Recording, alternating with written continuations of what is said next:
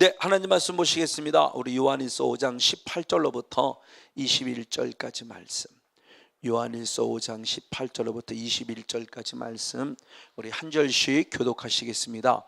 하나님께로서 난 자마다 범죄치 아니하는 줄을 우리가 아노라. 하나님께로서 나신 자가 저를 지키심에 악한 자가 저를 만지지도 못하느니라.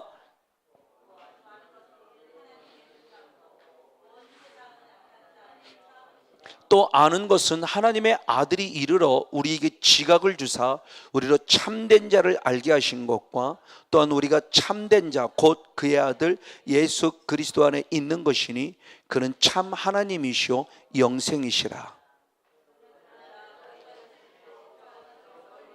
아멘 할렐루야. 네, 오늘의 말씀은 이제 요한일서 5장 18절로부터 21절까지 말씀을 더 중심으로 알아야 한다라는 그런 제목하에 한 세 타임 정도를 또 한번 가져보려고 합니다.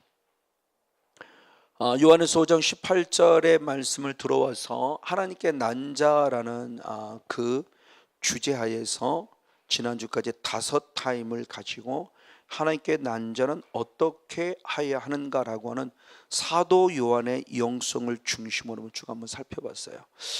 사도 요한은 제가 요한일서를 강의하면서 모든 말씀 자체가 물론 다 더 영적인 부분이지만 사도 요한이 참 영적인 사람이었구라는 것을 아주 절실히 느끼면서 이제 요한일서 1장부터 5장밖에 안 되는 간단한 장이지만 뭐라고 표현할까요? 좀 요한일서가 그냥 막연하게 잡혔던 부분이 조금 더 선명하게 요한일서가 제 이렇게 눈 앞에 이렇게 그려진다고 할까, 이렇게 표현할까요? 요한일서가 딱 이렇게 잡혀지는 걸 느끼면서 사도연이 정말 영적인 사람이었구나. 그러니까 1장부터 일반적인 우리가 일반 견우사면 하나님은 사랑이라는 걸 깨달았던 사도 요한, 그래서 이웃을 사랑하라. 이웃 사랑하는 이것이 우리들의 삶의 하나님께 난 자로서의 모습이다. 일반적인 개념 속에서는 결론적으로 우리가 요한일서 이렇게 보통들 말씀을 합니다. 틀린 얘기는 아니에요. 근데 이 모든 것들, 즉 하나님은 사랑이라고 하는 본질과 하나님은 사랑이기 때문에 우리 삶 속에 이웃을 사랑하는 열매를 맺는 이것들이 그냥 지식으로 안다고 되어지는 게 아니라는 거죠. 사도 요한은 그것을 1장부터 5장까지 모습에 영의 것으로 보면서 이 영적인 부분이 처리가 될 때만이 하나님을 정말로 사랑하기 때문에 이웃을 내 몸과 같이 사랑할 수 있는 하나님의 진정한 본질인 사랑이라는 본질을 드러낼 수 있다. 이걸 얘기하고 싶은 부분의 모습이죠. 그러면서 그것이 되어지기 위해서는 우리가 하나님께 난 자가 돼야 된다. 하나님께 난 자다, 하나님께 난 자다, 하나님께 난 자다, 하나님께 난 자다라고 하는 부분을 바로 4번, 5번 반복하면서 하나님께 난 자가 어떻게 살아갈 것이냐라는 부분을 얘기하며 이런 자들을 위해서 내가 요한일서를 쓰게 된 배경을 얘기를 하죠. 그러면서 지난주에 말씀에 성경을 쓴 사도 요한의 영성 안에서 이루어진 성경을 쓴 목적을 쭉 살펴보면서 성경을 쓴 목적은 결국 예수님이 그리스도이고 하나님의 아들이시며 그 아들을 믿음으로 말미암아 내게 영생이 있음을 알게 하기 위함이고, 그래서 그 아들을 믿음으로 말미암아 우리 신앙이 어린아이 신앙에서 청년의 신앙으로, 청년의 신앙에서 아비의 신앙으로 자라기 위함이고, 이런 자들을 위해서 다시는 죄짓지 않기 위해서 썼다고 말씀했고, 죄짓지 않게 이 말씀을 썼기 때문에 내가 너를 또 쓰는 것은 결국은 너희는 죄와 싸워야 한다 나오는 모습을 가지고 말씀에 쭉 기록된 모습을 통해서 지난주까지 말씀을 통해서 하나님께 난 자는 5타임 가운데 반드시 영적 싸움으로 승리하며 죄를 싸워 이기는 자, 즉 쉽게 말한다면 죄짓지 않아야 한다 라는 이런 과정의 모습까지 통해서 하나님께 난 자라는 주제를 가지고 말씀을 나눠봤습니다. 이제 오늘의 말씀은 하나님께 난 자의 모습으로 계속 이어지지만 오늘 요한일서 5장 18절로부터 21절까지 말씀을 쭉 살펴보면은 사도 요한이 요구하고자 원하는 바는 의도가 있어요. 뭐냐? 안다라는 단어가 3번씩이나 나옵니다. 그래서 18절에 나오고 19절에 나오고 20절에 나와요. 알아야 한다는 거, 안다는 거예요. 그럼 뭐를 안다는 것이냐고 했을 때 그 안다라는 부분 속에서 오늘은 그 첫 번째 타임 18절의 말씀을 살펴보면서 죄짓지 않아야 한다는 것을 안다라고 하는 부분의 모습이요. 이게 하나님께 난 자라는 주제와 또한 유사하기다만 오늘 좀 또 다른 각도로 한번 보려고 그래요. 자, 성경의 말씀에 보면은 안다라는 단어가 크게 사실은 두 가지로 나오죠. 기노스코와 갑자기 생각이 안 나. 그노시스라는 단어로 두 가지로 나와요.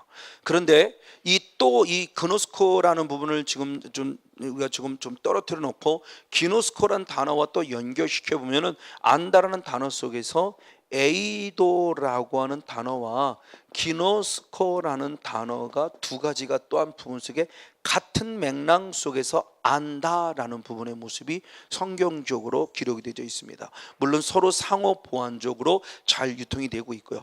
이것을 한마디로 말하면 에이도라는 단어와 기노스코라는 단어는 하나님을 알기는 아는데 어떻게 하느냐 중요합니다.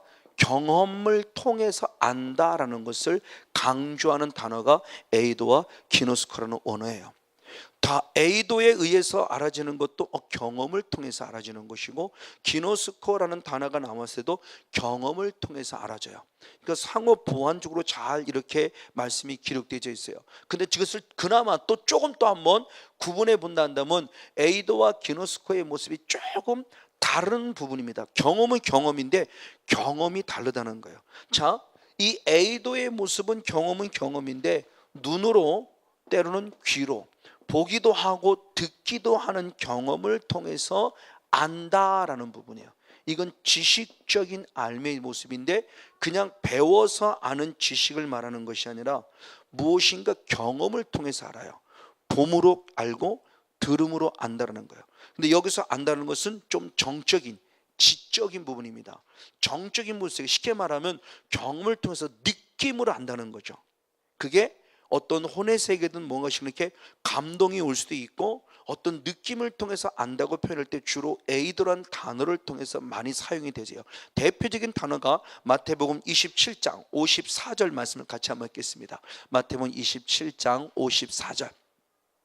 자, 같이 한번 읽습니다. 시작. 백부장과 및 함께 예수를 지키던 자들이 지진과 그 되는 일을 보고 심히 두려워하여 가로되 이는 진실로 하나님의 아들이었도다 하더라. 아멘.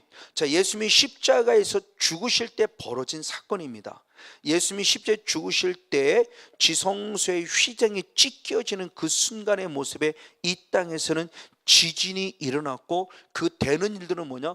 무덤들이 열렸어요. 그리고 부활했어요. 죽은 자들이. 자, 예수님이 이제 십자가에서 죽습니다. 아직 예수님이 부활하지 않았습니다. 그런데 예수님이 십자가에 죽는 사건 때 어떤 사건이 벌어졌느냐? 땅에서 지진이 일어났고 지진하는 순간 무덤들이 뻘떡뻘떡 열렸고 뻘떡뻘떡 열리는 순간 이미 예수를 믿어 먼저 죽은 자들 가운데 일어났다. 근데 놀랍게 아직 주님이 부활하지 않았기 때문에 일어는 났으나 가족들을 만나러 가진 않았어요. 자, 그 사건입니다. 자, 예수님이 죽습니다. 그래서 예수님이 뚝 하고 다 이뤘다고 고개가 뚝 떨어져 죽었어요. 그때 막 지진이 일어납니다. 그리고 무덤들이 뻘떡뻘떡 벌어집니다. 당연히 다 놀랄 거예요. 이걸 누웠냐? 되는 일을 보았다 그랬죠. 우리 해석은 봤다요. 저 봤다라는 원어가 에이도예요. 저 봤다라는 원어가 에이도예요. 근데 뜻은 안다라는 거예요. 에이도라는 원어의 뜻이 안다라는 거예요. 근데 실제적인 모습에서는 그 되는 일을 알았다는 겁니다. 근데 그걸 어떻게? 봐서 알았다는 걸 얘기하는 거예요. 지진이 일어나고 무덤들이 열려나고 죽은 자가 일어서는 걸 보면서 놀라는 거예요. 그때 느꼈다는 거예요. 뭘 느꼈냐? 두려웠어요. 두려우면서 느꼈을 때 깨달은 게 있어요. 지식으로.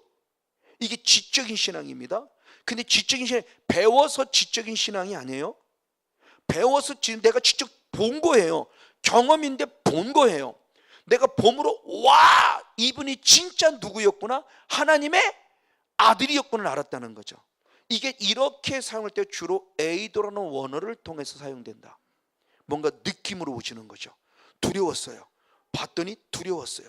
부족하지만 여러분들이 지금 송건영 목사의 통을 또 주어진 하나님의 음성을 만나 들었을 때 말씀을 들으면서 뭔가 내 안에 느낌이 올 수 있어요. 기쁨의 느낌 또는 두려움의 느낌, 어떤 또 다른 어떤 분명히 느낌들이 올 거예요. 그 느낌을 할 때 지금 주님이 내게 역사하는구나. 뭔가 내가 주님을 지금 알아가고 있는 거죠.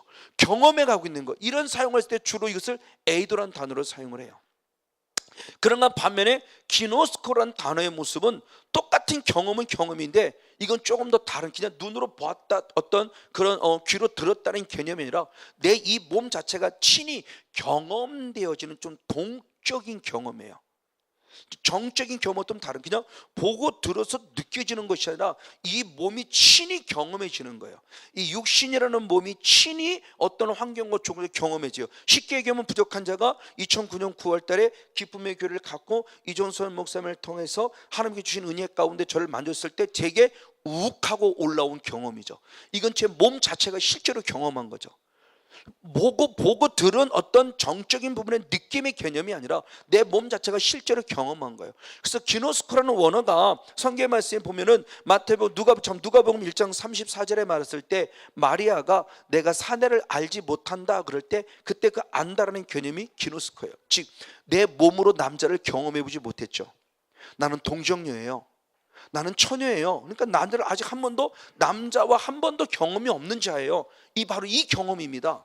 그때는 기노스코라는 원어를 사용해요. 그래서 이 삶에 대한 모습에서 주님을 확실히 증명해내는 거예요. 그래서 이 말씀을, 두 가지 말씀을 잘 기록한 말씀이 요한일서 2장 29절의 말씀입니다. 요한일서 2장 29절. 네, 같이 읽습니다. 시작. 너희가 그의 의로우신 줄 알면 의를 행하는 자마다 그에게서 한 줄을 알리라. 아멘. 자, 우리나라 말은 똑같이 다 알면 알리라예요. 근데 앞에서 그가 의로우신 줄 알면은 에이도예요. 근데 뒤에서 네가 의를 행함으로 말미암아 그 사람들을 알리라 때 그 안다는 것은 기노스코예요. 그러니까 하나님을 내가 눈으로 보고 경험을 통해서 알았어요. 이게 바로 욥이죠.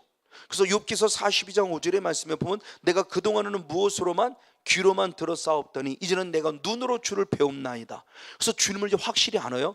근데 그때 느끼는 데 어떤 마음의 감정들이 있을 것이고 어떤 내 마음에 느끼는 어떤 또 다른 어떤 그런 어떤 주님이 주시는 영적인 분의 느낌이 있을 거예요. 그 느낌을 이분이 진짜 하나님의 아들이었네 라는 걸 우리가 고백하게 되는 신앙을 에이도라고 표현한다면 내 몸이 실제로 경험되어졌고 그 경험을 통해서 정말 하나님의 아들입니다라고 경험을 그때 간증하는 모습이 이것이 기노스코예요. 구별해 보자면 그도 그나마 같은 모습이지만 그도 조금 더 구체적으로 그나마 좀 구별해 보자면 에이도와 기노스코의 차이점을 우리가 조금 더 구분해 볼 수 있어요. 어찌됐든 오늘 본문 말씀이 바로 그겁니다. 주님께서 이걸 알아야 된다는 거예요. 그러면서 세 가지를 말했다고 그랬죠. 18절에서 안다, 29절에서 안다, 20절에서 안다라는 부분입니다. 그래서 알아야 한다는 주제를 가지고 이제 세 타임을 가지고 나눠보려고 하는데 그 알아야 한다는 그 모습 가운데 다시 한번 요한에서 5장 한번 18절 한 절 말씀을 같이 한번 읽겠습니다. 요한에서 5장 18절입니다. 시작. 하나님께로서 난 자마다 범죄치 않은 줄을 우리가 아노라. 아멘. 저게 에이도입니다. 하나님께로서 나신 자가 저를 지키심에 악한 자가 저를 만지지도 못하느니라. 아멘. 자, 하나님의 자녀야. 하나님께 난 자, 하나님의 자녀는 범죄치 아니하는 줄을 우리가 무엇한다? 알아요. 경험을 통해서 하는 거예요. 그냥 죄짓지 말아야지, 지식으로 하는 게 아니고요. 지식으로는 알지만 죄짓지 않은데 행동이 안 나와요. 이건 에이도도 아니고 기노스코도 아니에요. 그러나 에이도로 알고 기노스코로 알면 진짜 죄짓지 않을 수 있다라는 거예요. 지금 이걸 지금 사도 요한이 말하고 싶은 거예요. 그러니까 우리가 지식적으로 알고 죄짓지 않을 수 없어 이런 개념이 아니에요. 진짜 죄짓지 않을 수 있다라는 걸 지금 얘기하고 싶은 거예요. 사도 요한은, 하나님께 난 자는. 대표적인 예로 제가 다윗이라는 사람을 간혹 예를 많이 들죠. 다윗은 누구보다 하나님 편에 서 있는 하나님의 사람이었지만 한순간에 악한 사탄에 속았을 때 음란의 죄를 짓고요, 음란의 죄를 지었기 위해서 그걸 숨기려고 살인죄까지 짓죠. 살인죄까지 지은 결과 그는 그 한 사람, 자기 한 사람 때문에 3일 동안 백성들이 온역을 치르면서 7만이나 되는 백성들이 죽는 끔찍한 경험을 합니다. 그랬을 때 그는 다시 죄 짓냐? 죄 지을 수 없지요. 이거 경험이죠. 철저한 경험입니다. 이래서 하나님이 죄 짓지 않기를 원하는 걸 다윗은 알았다는 거죠. 이거예요. 그러니까 때로는 채찍이 필요해요. 때로는 보응이 필요해요. 그래서 이사야 말씀을 통해서 좀 마지막 60살 이후부터 말씀을 통해서 본 하나님이 이스라엘 백성을 다락왕 속에서 분명히 그의 죄는 용서하는데 반드시 주님이 보응하신다고 재차 말씀하세요. 내가 보응할 거야.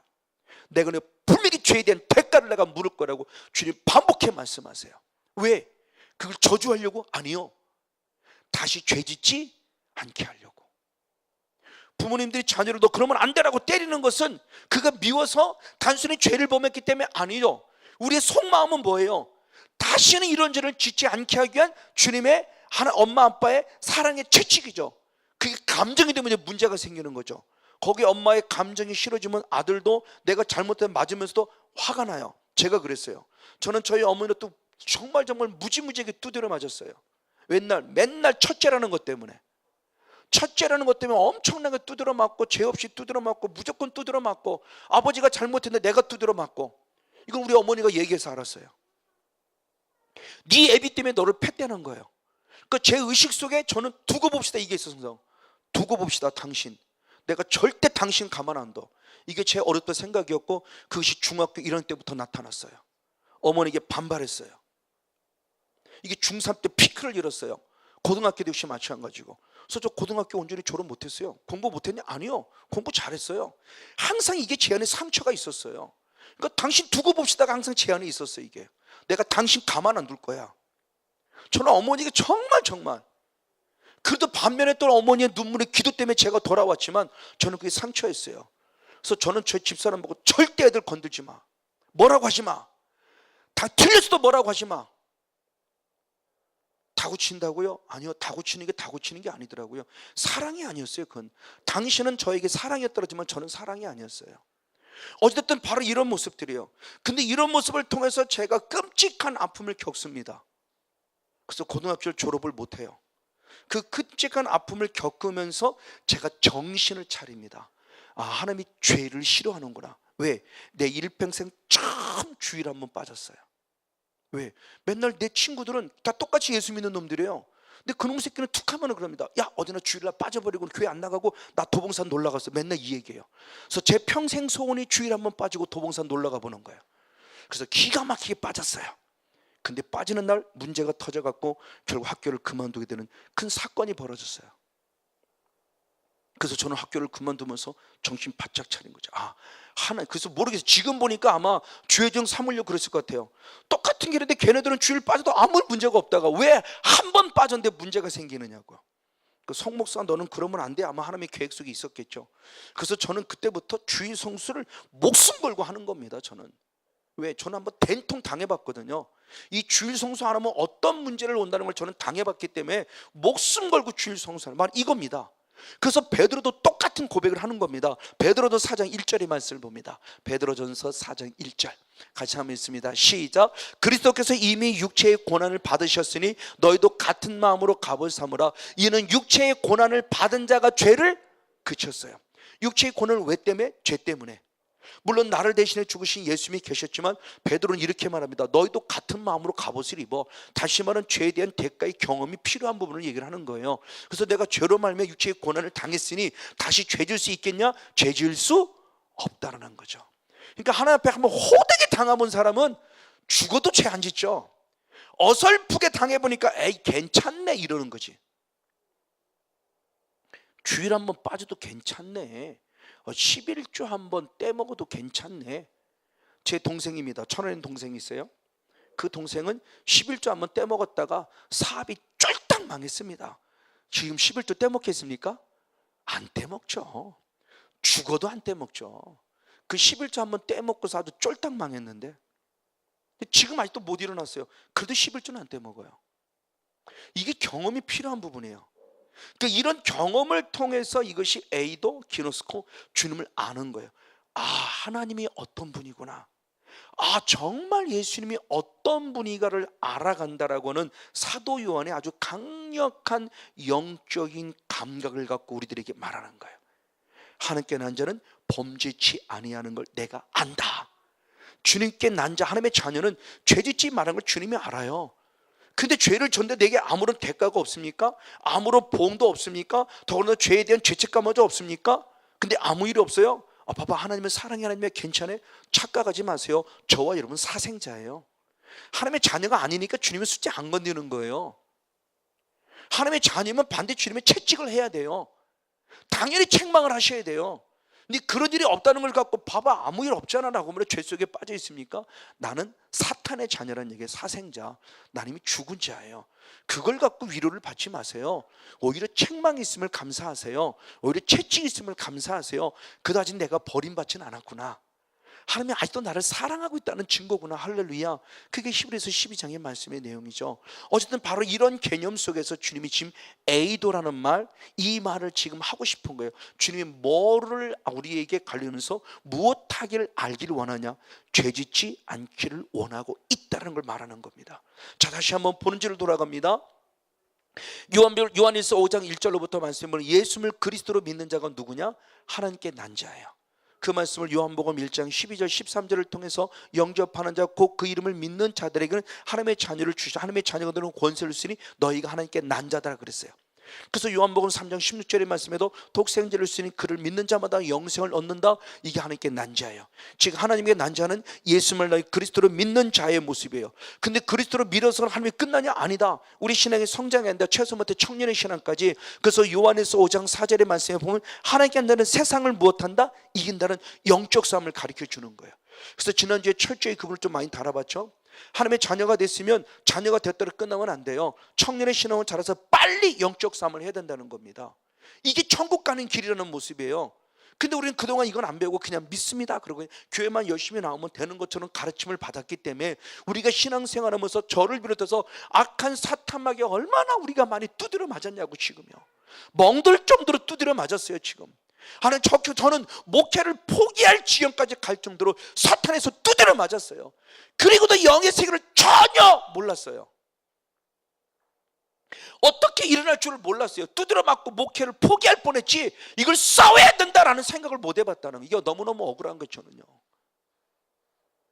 근데 하나님의 특별한 은혜로 2009년 9월 달에 제가 기쁨의 교회를 가게 됐고 거기서 와 이거잖아. 이거네.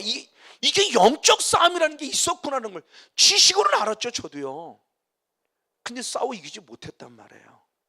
지금 사도 요한이 말하고자 하는 의도가 지금 뭐냐는 거예요. 그러면 영적 싸움으로 끝나냐? 아니다. 영적 싸움을 했으면 수없이 말씀을 드렸습니다. 다시는 죄가 내게 들어오지 않게 하기 위한 과정의 모습이 죄짓지 않아야 된다는 거예요. 왜?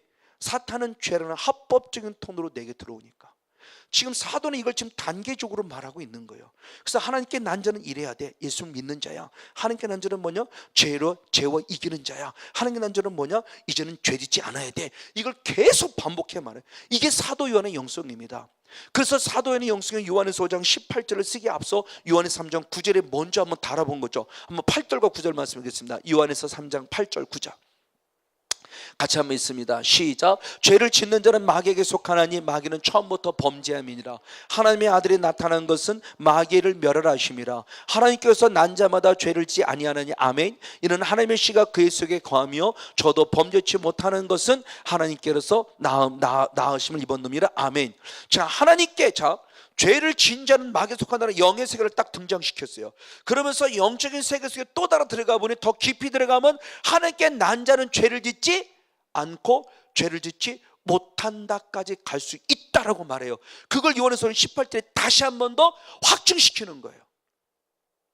이게 사도의 영성이에요. 이 말을 달리 말하면 내가 성경 요한일서를 쓰게 된 성경을 쓴 목적을 얘기하죠. 왜 요한일서를 쓰게 됐냐는 목적입니다. 이게 요한일서 2장 1절이죠. 요한일서 2장 하면 1절 말씀을 같이 한번 보겠습니다. 같이 한번 목사님 있습니다. 시작. 나의 자녀들아 내가 이것을 너에게 쓰면 너희로 죄를 범치 않게 하려 함이라. 만일 누가 죄를 범하면 아버지 앞에서 우리에게 대언자가 있으니 곧 의로우신 예수 그리스도라. 아멘. 자, 이걸 알아야 된다고 말하면서 죄 짓지 않기를 원했던 사도 요한은 왜 우리는 죄를 짓지 않아야 되느냐? 하나님의 자녀이기 때문이라는 거예요.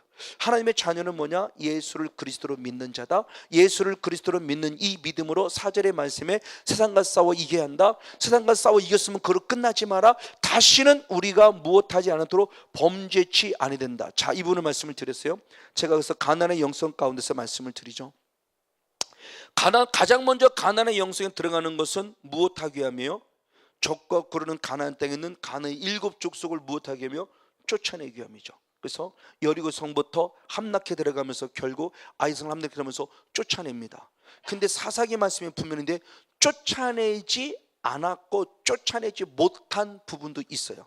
쫓아내었지만 쫓아내지 않은, 이게 이종선 목사님 얘기하는 2% 부족한 부분 볼 수 있을 거예요. 다 쫓아내지 않았어요. 근데 쫓아내기는 쫓아내는데 다 쫓아내지 않았어요. 그럼 이거로 끝나냐? 아니죠. 자, 여기를 쫓아내서 하나님의 나라를 이루었어요. 이제 가나안 땅이 적국은 가나안 땅. 그럼 이거로 끝나냐? 아니요. 그 다음에는 외부에 있는 적들이 끊임없이 침략해 들어옵니다. 모압과 암몬을 비롯해서 에돔을 비롯해서 블레셋을 비롯해서 나중에는 아수를 비롯해서 나중에는 바벨론을 비롯해서 나중에는 로마를 비롯해서 끊임없이 공격해 들어오는 거예요. 자, 예수님을 나의 구원자로 믿었어요. 그래서 드디어 하나님의 광야 속에서 가나안 땅에 들어오게 해서 영적 싸움을 쫓아내기도 했고 쫓아내지 못한 부분 남겨놓기도 했지만 쫓아내면서 많은 것을 정리했어요. 그래서 같이 함께 더불어 살아요. 그럼 그릇 끝나냐? 아니다. 그 다음에 뭐다? 죄 짓지 말라는 거예요. 다시 말하면 내 안에 있는 죄성, 즉 혈통을 타고 것을 처리가 됐으면 그릇 끝나지 않아요. 걔는 떠나갔지만 다시 말하면 바깥은 악한 영은 끊임없이 내 안에 들어오려고 합법적으로 뭐라는 통로 들어오냐? 죄라는 합법적인 통로 타고 들어오는 거예요. 이게 오늘 내가 보면 자범죄예요. 자, 내 안에 혈통을 타고 정리됐어요. 혈통 타고 들어오는 거 정리됐어요. 그래서 많이 쫓아냈어요. 그럼 분명히 그 다음부터는 내가 살아가는 삶 속에 하나님의 의만을 살아가는 정말 멋있는 삶을 살아야 되는데 성건적 모습을 우리 모두가 또 죄를 범할 수밖에 없어요. 이거는 이제 자범죄죠. 자, 내 안에 있는 걸 끄집어냈습니다. 조사하는 혈통을 돌려 끄집어냈어요. 정리가 됐어요. 그래서 하나님의 나라가 많이 이루어졌어요. 그럼 사탄인들 가만히 있겠냐는 거죠. 다시 내 안에 들어오려고 발버둥을 치는데 그것이 뭐냐? 자범죄이죠. 오늘 내가 보면 자범죄라는 합법된 통로 들어온다는 겁니다.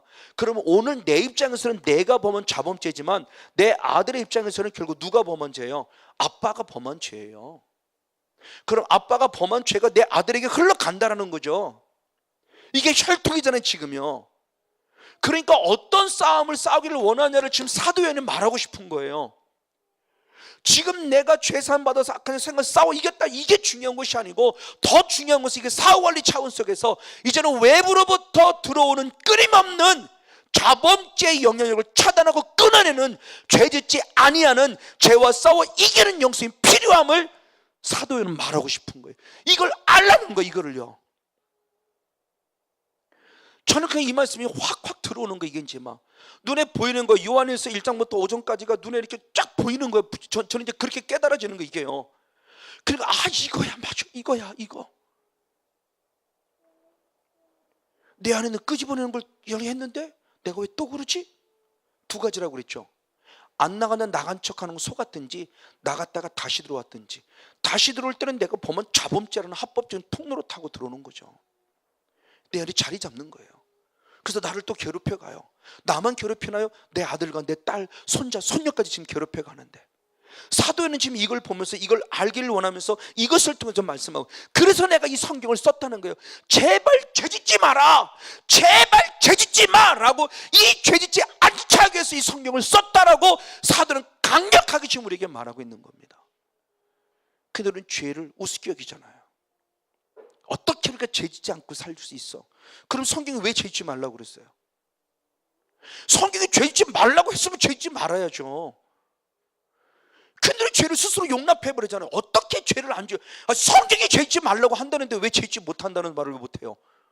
혹시 죄짓지 않는다고 선포라도 해보시든지, 그럼 사탄이 어떻게 반응하냐면 선포를 해보시든지, 선포 자체도 안 해보고 나는 원래 죄질 수밖에 없어라고 스스로 합리화시키고, 이건 이미 사탄한테 진 거죠. 하나님께 난 자는 이라고 얘기했는데, 하나님의 자녀는 죄짓지 않는다고 얘기했는데, 이것이 지금 우리가 잘못 살아가고 있는 거예요. 그럼 이 성경에 이런 말씀이 없어야죠. 자, 이겁니다. 그럼 중요한 질문을 던져봅니다. 정말 그럼 우리는 죄지지 않을 수 있느냐? 죄지지 않을 수 있다가 답이라는 거죠. 이게 진리예요. 변할 수 없는 진리예요. 죄지지 않을 수 있으니까 주님이 죄지 않게 하겠다고 약속하면서 죄지 말라라고 주님이 말씀하고 있다는 거죠. 바로 그 말씀입니다. 다시 한번 말씀 읽어보겠습니다. 요한의 3장 9절 말씀 한번 더 읽어봅니다. 요한의 3장 9절입니다. 시작. 하나님께서 난 자마다 죄를 지 아니하나니 아멘. 이는 하나님의 씨가 그의 속에 거하며 저도 범죄치 못하는 것은 하나님께로 났습니다. 할렐루야. 그리고 또 한 번 더 있습니다. 요한에서 5장 18절 오늘 본문 말씀. 요한에서 5장 18절 시작. 하나님께서 난 자마다 범죄치 않은 줄 우리가 아노라. 하나님께서 나신 자가 저를 지키심에 악한 자가 저를 만지도 못하느니라. 할렐루야. 아멘. 자, 이겁니다. 이게 진리입니다. 근데 또 다른 진리를 얘기합니다. 그게 그럼에도 불구하고 죄짓게 하는 자가 있다는 걸 가르쳐 주는 거예요. 죄짓지 않아야 한다. 그러나 그럼에도 불구하고 우리는 죄 지을 수밖에 없는 상황과 환경들의 조건들이 만들어진데 그게 뭐냐? 영적 세계다. 그래서 바로 마귀란 존재가 있다는 것을 얘기하며 마귀란 존재를 끄집어내는 거. 아까 읽었던 요한에서 3장 8절의 말씀이죠. 그 마귀란 존재가 죄를 짓게 만든다는 겁니다. 그 예를 들 때 요한복음 13장 2절의 말씀을 봅니다. 요한복음 13장 2절과 27절 두 절 말씀 같이 봅니다. 시작. 마귀가 벌써 시몬의 아들 가룟유다의 마음에 예수를 팔려는 생각을 넣었더니 아멘. 조각을 받은 후 곧 사탄이 그 속에 들어간지라. 이에 예수께서 유다에게 이르시되 내 하는 일을 속히 하라 하시더라. 아멘. 자, 요한복음 13장의 사건은 마태, 마가, 누가가 기록하지 않았어요. 영의 사람인 요한만이 기록했어요. 이 말을 달리 말하면 뭐냐? 결국 다른 제자들은, 다른 복음서를 쓰는 마태나 마가나 누가나 이 제자들은 이 실제적인 상황의 모습을 봤을 때, 그렇죠, 마지막 예수님께서 네가 하고 싶은 대로 하라 라고 가룟유다를 보낼 때 아무도 그를 의심하지 않죠. 깨닫지 못하죠. 가룟유다가 예수를 팔 거라고는 누구도 생각을 못해요. 물론 사도 유다도 그때는 그랬어요. 그러나 시간이 지나고 보니까 가룟유다는 결국 누구의 통치를 받은 자였구나? 사탄의 통치를 받은 자일 걸 아는 거예요. 그래서 사탄이 어떻게 역사했느냐? 이미 예수를 뭐부터 시작했다? 생각부터 집어넣구나. 그럼 그 사건이 벌어지게 된 모습들을 쭉 기록하죠. 그러면서 드디어 생각으로만 아니라 실제로 마귀가 가룟유다 안에 무엇했구나? 들어갔구나라는 영의 세계를 보는 거예요. 마태나 마가나 누가는 기록하지 않았어요. 그냥 팩트만 기록했어요. 팩트만. 사건들의 모습만 기록했어요. 근데 사도에는 팩트를 기록한 게 진리를 기록한 거예요. 이게 영의 세계라는 걸 기록한 거예요. 생각을 통해 틈탄다, 생각을 통해 꿀떡하면 그것이 내 안에 쑥 들어온다 라는 영적 원리를 정확하게 알려준 거예요. 그래서 세상의 영적 원리를 알려줍니다. 자, 그것을 표현한 것을 그럼 어디냐? 이미 하나님이 말씀하셨어요. 창세기 4장 7절의 말씀. 창세기 4장 7절의 말씀을 같이 읽습니다. 4장 7절 시작. 내가 선을 행하면 어찌 낫을 들지 못하겠느냐? 선을 행치 아니하면 죄가 문에 엎드느니라. 죄의 손은 내게 있으나 너는 죄를 다스릴지는. 아멘. 제가 저 말씀에 대한 부분의 모습을 보면서 우리는 늘 선택해야 돼요. 선택하는 인생이에요. 우리는 성령을 택할 수도 있고 사탄을 택할 수도 있어요. 내게 달려있는 거예요. 그래서 내가 선을 행하면 어찌 낫을 들지 못하겠느냐? 네가 선을 행치 아니하면 죄가 네 문 앞에 엎드리고 있다고 말하며 사탄이 웅크리고 있는, 선을 행하면 앞에 떳떳하게 서는데 선을 행치 못하면 벌써 고개부터 죽습니다. 눈을 절대 안 마주칩니다. 자녀들 보면 알아요. 그러나 반면에 선을 행할 때 선을 행하지 아니하면 사탄이 우는 서재 삼킬자를 찾아요. 그러면서 하는 말씀이 죄의 손은 내게 있다. 지금 사탄의 생각을 집어넣고 있다는 거죠. 죄의 손은 내게 있으나 너는 죄를 무엇하라? 다스리라. 주님은 알아요. 그래서 이미 가인에게 하는 얘기예요. 죄 지을 걸 알아요. 하나님이 아셨어요. 그래서 얘기를 했는데 그 말을 받아들이지 않고 8절에 가인은 드디어 나가 동생 아벨을 돌로 때려 죽이는 최초의 살인자가 돼요. 이미 주님은 아셨어요. 그래서 경고했어요. 죄 짓고 난 다음에 하는 얘기 아니에요. 죄의 소원이 있는 걸 이미 알았어요. 동생을 죽이고 싶어하는 미워하는 마음이 그런 걸 알았어요. 왜? 성경의 답은 간단히 이미 악한 적에 속했기 때문에. 그래도 하나님은 그를 놓치지 않아요. 끝까지 사랑해서 기회를 주세요. 근데 저 죄를 다스리다는 말입니다. 죄의 손을 내겠다는 죄를 다스리는 그 원어가 마샬이라는 원어인데, 마샬이라는 원어가 죄를 다스리는 원어뿐만 아니라 여러 곳에 됩니다. 시편 103편 19절 말씀을 제가 많이 이용하죠. 통치하다라는 단어의 뜻도 해석이 되고, 잠언서 29장 26절은 주권자라는 개념을 갖고 해석이 되기도 하고, 욥기서 25장 2절 말씀은 권능이라는 단어도 해석이 돼요. 그러니까 마샬이라는 단어가 지금 여러 모습으로 해석되는 모습을 본다. 뭐를 말하고 싶은 거냐? 지금 하나님께 죄를 다스리라, 이 말은 할 수 없는 것을 갖고 다스리라고 명령한 것이 아니라 이미 할 수 있는 권세와 주권을 내게 주셨다는 거예요. 그리고 하란다는 얘기입니다. 그 마샬의 의미가 그런 의미를 가지고 있다는 거예요. 가인아, 너는 죄의 손에 네가 있는 걸 알고 있다. 근데 죄를 다스리는 것은 전혀 권세와 능력이 없는데 너 지금부터 죄와 싸워 이겨, 이런 개념이 아니라 이미 네 안에는 죄와 싸워 이길 수 있는 권세와 능력을 내가 너에게 주었어. 그러니까 너는 해, 이거예요. 주님이 안 주시고 하라는 것이 아니라 뭔가 능력과 권세와 능력을 주시고 하라는 거예요. 예수님도 똑같은 말씀을 하셨죠. 바로 그 말씀이 누가복음 10장 19절의 말씀, 누가복음 10장 19절 영적 삶에 대해서 제가 많이 인용하는 말씀이죠. 같이 한번 읽습니다. 시작. 내가 너에게 뱀과 전갈을 밟으며 원수의 모든 능력을 제할 권세를 주었으니 아멘. 너희를 해할 자가 결단코 없으리라. 할렐루야. 자, 중요한 내용이라고 그랬죠. 앞으로 주실 것이다가 아닙니다. 미래형이 아니에요. 이미 주었다는 과거 완료형이에요. 그럽니다. 뱀과 전갈을 밟으며 원수의 모든 능력을 제할 권세를 무엇했다? 이미 주었어요. 그러므로 그 누구도 너를 절대 해할 수가 없다라고 확정시켜 줍니다. 자, 그렇다면 저와 여러분은 이미 뱀과 전갈을 밟을 권세가 왔습니까? 앞으로 올 것입니까? 이미 왔다는 그게 마샬의 의미를 갖고 있다는 거예요.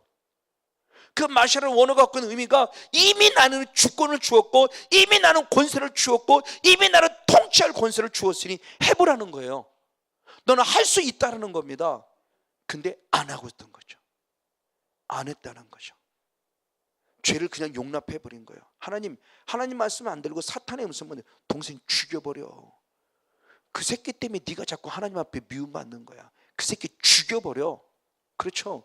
죄의 소원, 생각이 왔다니까 예수 팔아버려, 예수 팔아버려, 예수 팔아버려. 자꾸 생각이 왔다니까요. 죄 짓고 싶은 마음이 온다니까요. 성문여 목사 안 해도요. 죄를 안 지은 게 아니고요, 죄 짓고 싶은 마음이 온다니까요. 지금 그걸 영적인 세계로 말하는 거예요. 죄 짓지 말라는 것을 말씀하기 위한 영적인 모습이 지금 사탄이라는 영의 세계가 지금 우리들에게 어떻게 하고 있냐는 거죠. 죄 짓고 싶은 마음이 와요. 그 가운데 가장 첫 번째가 뭐예요? 기도하지 마, 피곤하잖아. 사랑교회 가지 마, 바쁘잖아. 은혜 현장 가지 마, 바쁘잖아. 어제나 오늘은 나 똑같은 것 같아요. 어제 왔을 때나 그때 그 반응이나 지금 왔을 때 그때 그 반응이나 내일도 똑같은 거니까 가지마. 너는 가봐야 뭐 무슨 반응이니 뭐가니 뭐 콜록하기라니 무슨 환상이 보이니 무슨 주님의 음성이 들리니 맨날 똑같잖아. 가지마. 자꾸 꼬시는 거죠. 그렇죠? 가봐야 달라질 게 뭐가 있어. 꼬신다니까. 지금요 끊임없이 미혹하고 유혹한다니까. 이 마음이 왔을 때 다스린다는 거죠. 다스리는 이미 내게 그 권리를 주셨어요. 권세를 주셨어요. 사용하라는 겁니다. 짓밟아 버리라는 겁니다. 하나님, 사탄 좀 짓밟아 주세요가 아니고 주님은 이미 짓밟아 주세요라고 했더니 내가 너한테 권세 주었으니 하라는 거죠. 이게 마샬라는 의미가 갖고 있다는 거예요. 그런 능히 우리는 죄와 싸워 이길 수 있다는 걸 얘기를 하는 거예요. 죄와 싸워 이길 수 없을 때 하나님이 하라는 것이 아니라 이미 능히 너는 죄와 싸워 이길 수 있어. 왜? 내게 이미 권세를 주었기에. 그러니 하라는 겁니다. 싸워 보라는 겁니다. 해 보라는 겁니다. 지금 그걸 지금 말씀하고 싶은 거예요. 바로 그 의미를 가지고 있어요. 맞습니다. 자, 그러면 어떻게 할 때 우리가 죄와 싸워 이길 수 있느냐 그랬을 때 다시 한번 요한의 3장 9절의 말씀을 답을 살펴봅니다. 요한의 3장 9절. 그럼 어떻게 싸울 수 있냐는 거죠. 다시 한번 읽습니다. 시작. 하나님께서 난 자마다 죄를 짓지 아니하느냐. 아멘. 이는 하나님의 씨가 그의 속에 거함이고 저도 범죄치 못하는 것은 하나님께로 났음이라. 할렐루야. 아멘. 자, 우리는 죄와 싸워 이길 수 있다 없다? 이길 수 있다. 왜? 주님이 이미 내게 무엇을 주셨다? 권세를 주셨다. 무슨 권세? 죄와 싸워 이길 수 있는 권세. 그럼 무엇을 통해서 죄와 싸워 이기느냐? 오늘 사도 요한은 요한일서 바로 2장 14절의 말씀에도 말씀했지만 아주 중요한 말씀을 전해준 것입니다. 우리가 죄짓지 못하고 죄짓지 않을 수 있는 것은 결국 무엇이냐 그랬을 때 하나님의 무엇이 씨가 내 안에 있기 때문이다라는 거예요. 그러면 하나님의 씨가 뭐냐는 거예요. 지난주도 언뜻 말씀을 좀 드렸어요. 하나님의 씨의 개념을 어거스티나 칼빈의 개념으로 보면은, 어거스티는 먼저로 보면 저도 가장 많이 강조하는, 주로 목회자가 많이 강조하는 것이 하나님의 무엇이에요? 말씀이죠. 그래서 베드로전서 1장 23절에 그는 그렇게 표현했습니다. 베드로전서 1장 23절을 봅니다. 시작. 너희가 거듭난 것이 썩어질 씨로 된 것이 아니요 아멘. 썩지 아니할 씨로 된 것이니 하나님의 살아있고 항상 있는 무엇으로 되었다? 하나님의 말씀. 이 하나님의 씨는 결국 무엇임을 상징시켜 줍니까? 말씀임을. 그렇죠. 하나님의 씨로 말미암아 거듭났다는 거죠. 바로 이 하나님의 씨 말씀으로 우리가 결국 이길 수 있다는 걸 얘기하는 거예요. 이 씨가 내 안에 있기 때문에 죄와 싸워 이길 수 있다는 거죠. 왜? 그래서 야고보 사도는 야고보 1장 18절의 말씀에 우리는 진리의 무엇으로 나음을 입은 자다? 말씀으로 나음을 입은 자라고 말하며, 이 말씀의 기능이 무엇을 말하냐? 마가복음 4장 12절은 그렇게 표현합니다. 마가복음 4장 12절입니다. 같이 있습니다. 시작. 이는 저희로 보기는 보아도 알지 못하며 듣기는 들어도 깨닫지 못하게 하려 하여 돌이켜 죄사함을 얻지 못하게 하라. 아멘. 이 말씀의 기능이 결국 무엇이냐고 했을 때, 말씀의 기능은 듣고 내가 무엇에 대해 깨달아야 돼요. 무엇을 깨달아? 내가 누구임을, 죄인임을 깨달아야 돼요. 그래서 말씀의 기능과 양심의 기능과 성령의 기능이 같음에 대한 부분의 모습을 수없이 말씀을 드렸어요. 말씀이 곧 율법이고 율법이 곧 하나님이 원하시는 피라문 속의 양심을 통해 일한다. 그래서 말씀의 기능과 율법의 기능과 바로 이 성령의 기능이 무엇이냐? 가장 먼저 우리에게 죄를 깨닫게 하시는 거예요. 아, 이게 죄였구나. 아, 기도 쉬는 게 죄였네. 아, 이거죠. 아, 이게 그렇구나. 그러면 결단이 씁니다. 내가 기도를 쉬는 죄를 범하지 말아야지. 이게 막 결단이 서야 돼요. 이거죠. 이게 말씀을 통해서 내 안에 주시는 유익이에요. 근데 하나님의 나라가 이루어지지 않으면 아무리 말씀을 들어도요, 절대 이 결단이 안 쓴다는 거예요. 다시 말해서 말씀을 듣기는 듣지만 기복주의 신앙은 아멘으로 잘하는 모르지만 스스로 깨달음이 없어요. 아, 이게 죄네? 그러면 그렇지만, 이런 결단이 안 쓴다는 거예요. 이런 깨달음이 없다는 거예요. 이런 깨달음이 없기 때문에 결국 회개하지 못하니까 무엇을 받지 못한다? 죄 사함을 받지 못한다는 거예요. 그러니까 말씀을 다시 볼 수 있겠죠. 맞아요. 그러면서 이 말씀을 통해서 뿐만 아니라 또는 이 말씀이 죄를 깨닫게 하면 끝나냐? 아니다. 자, 신명기 30장 11절 말씀과 한번 14절의 말씀을 봅니다. 신명기 30장 11절과 14절 말씀 시작.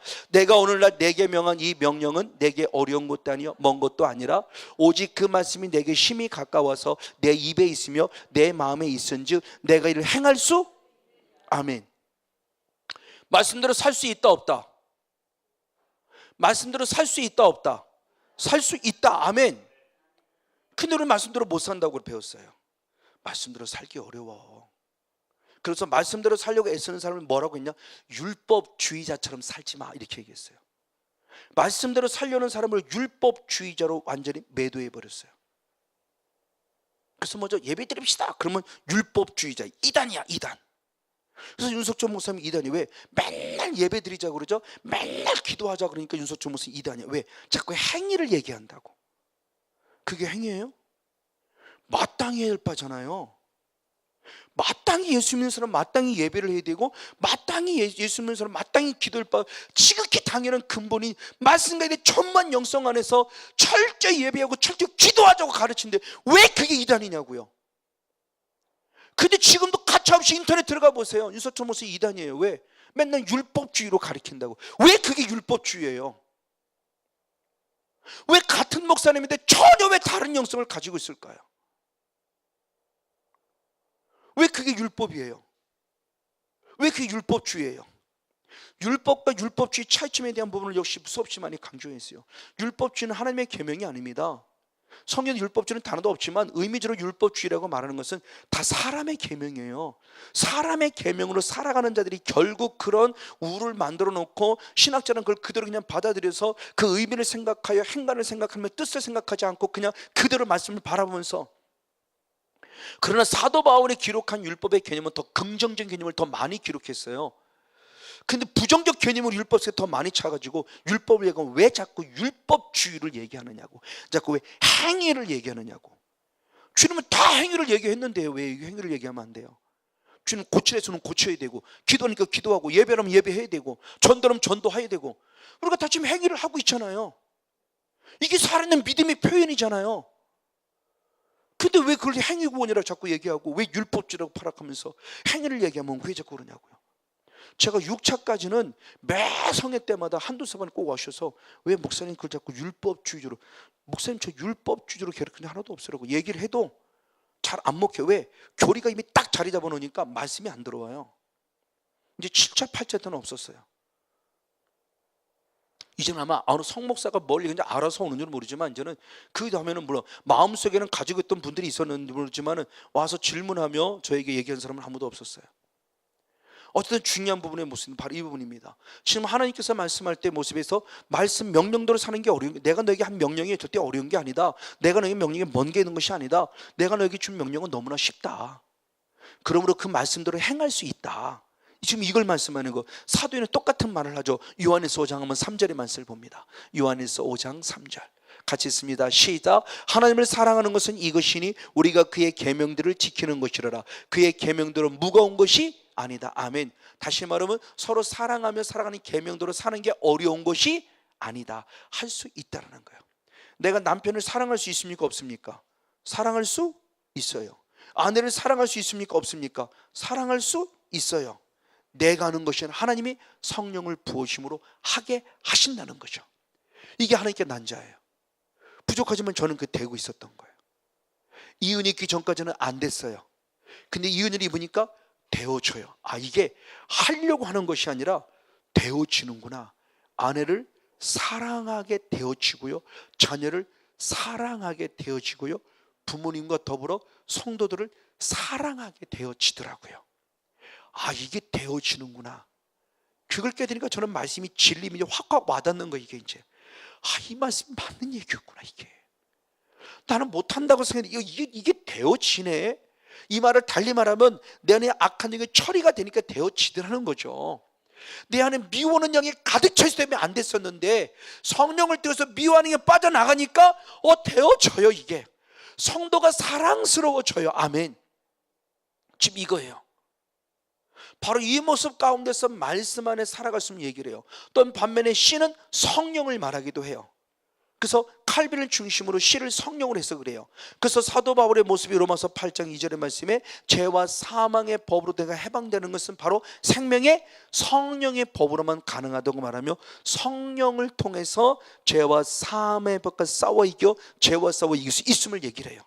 말씀 역시 마찬가지죠. 말씀 자체가 디모데 3장 16절에 성령의 감동으로 된 거예요. 성경은 성령의 감동으로 된 것으로 교훈과 무엇? 책망, 죄를 책망해요. 이게 말씀의 기능이에요. 아까 보고 마가복음 4장 12절도 말씀의 기능을 통해서 죄를 깨닫게 한다고 그랬는데, 오늘 말씀의 기능 역시도 성령의 감동으로 기록된 이 말씀이 지금 내게 죄를 책망해요. 송목사 그거 죄였어. 사도 요한은 지금 말하는 이게 죄라는 걸 알려주면서 죄짓지 마. 죄짓지 마. 근데 죄짓는 게 단순히 죄짓다가 아니라 그 이면 속에 죄짓기는 마귀가 그런 거니까 영의 세계로 지금 드러내는 거예요.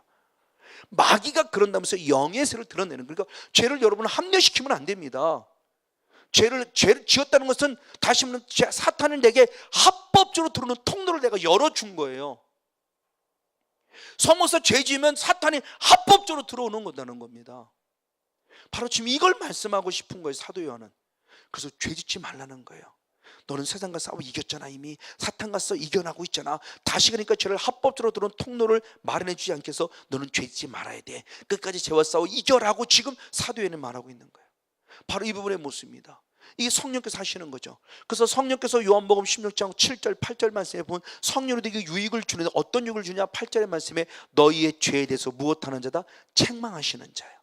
그래서 책망함을 통해서 빨리 내가 누구임을 깨달아 죄 이름을 깨달아 회개함으로 말미암아 죄 사함 받기를 원하는 것이 성령이라는 것이고, 성령이 친히 임하시면 더 충만하시면 처음부터 죄지 않을 수 있는 권세와 능력을 주셔서 죄와 싸워 이기는 힘을 주신다. 할렐루야. 그래서 말씀 안에서 우리가 싸워가야 되며, 말씀 안에서 성령 안에서 진리 안에서 우리가 살아가야 된다는 거죠. 그 진리가 결국 뭐예요?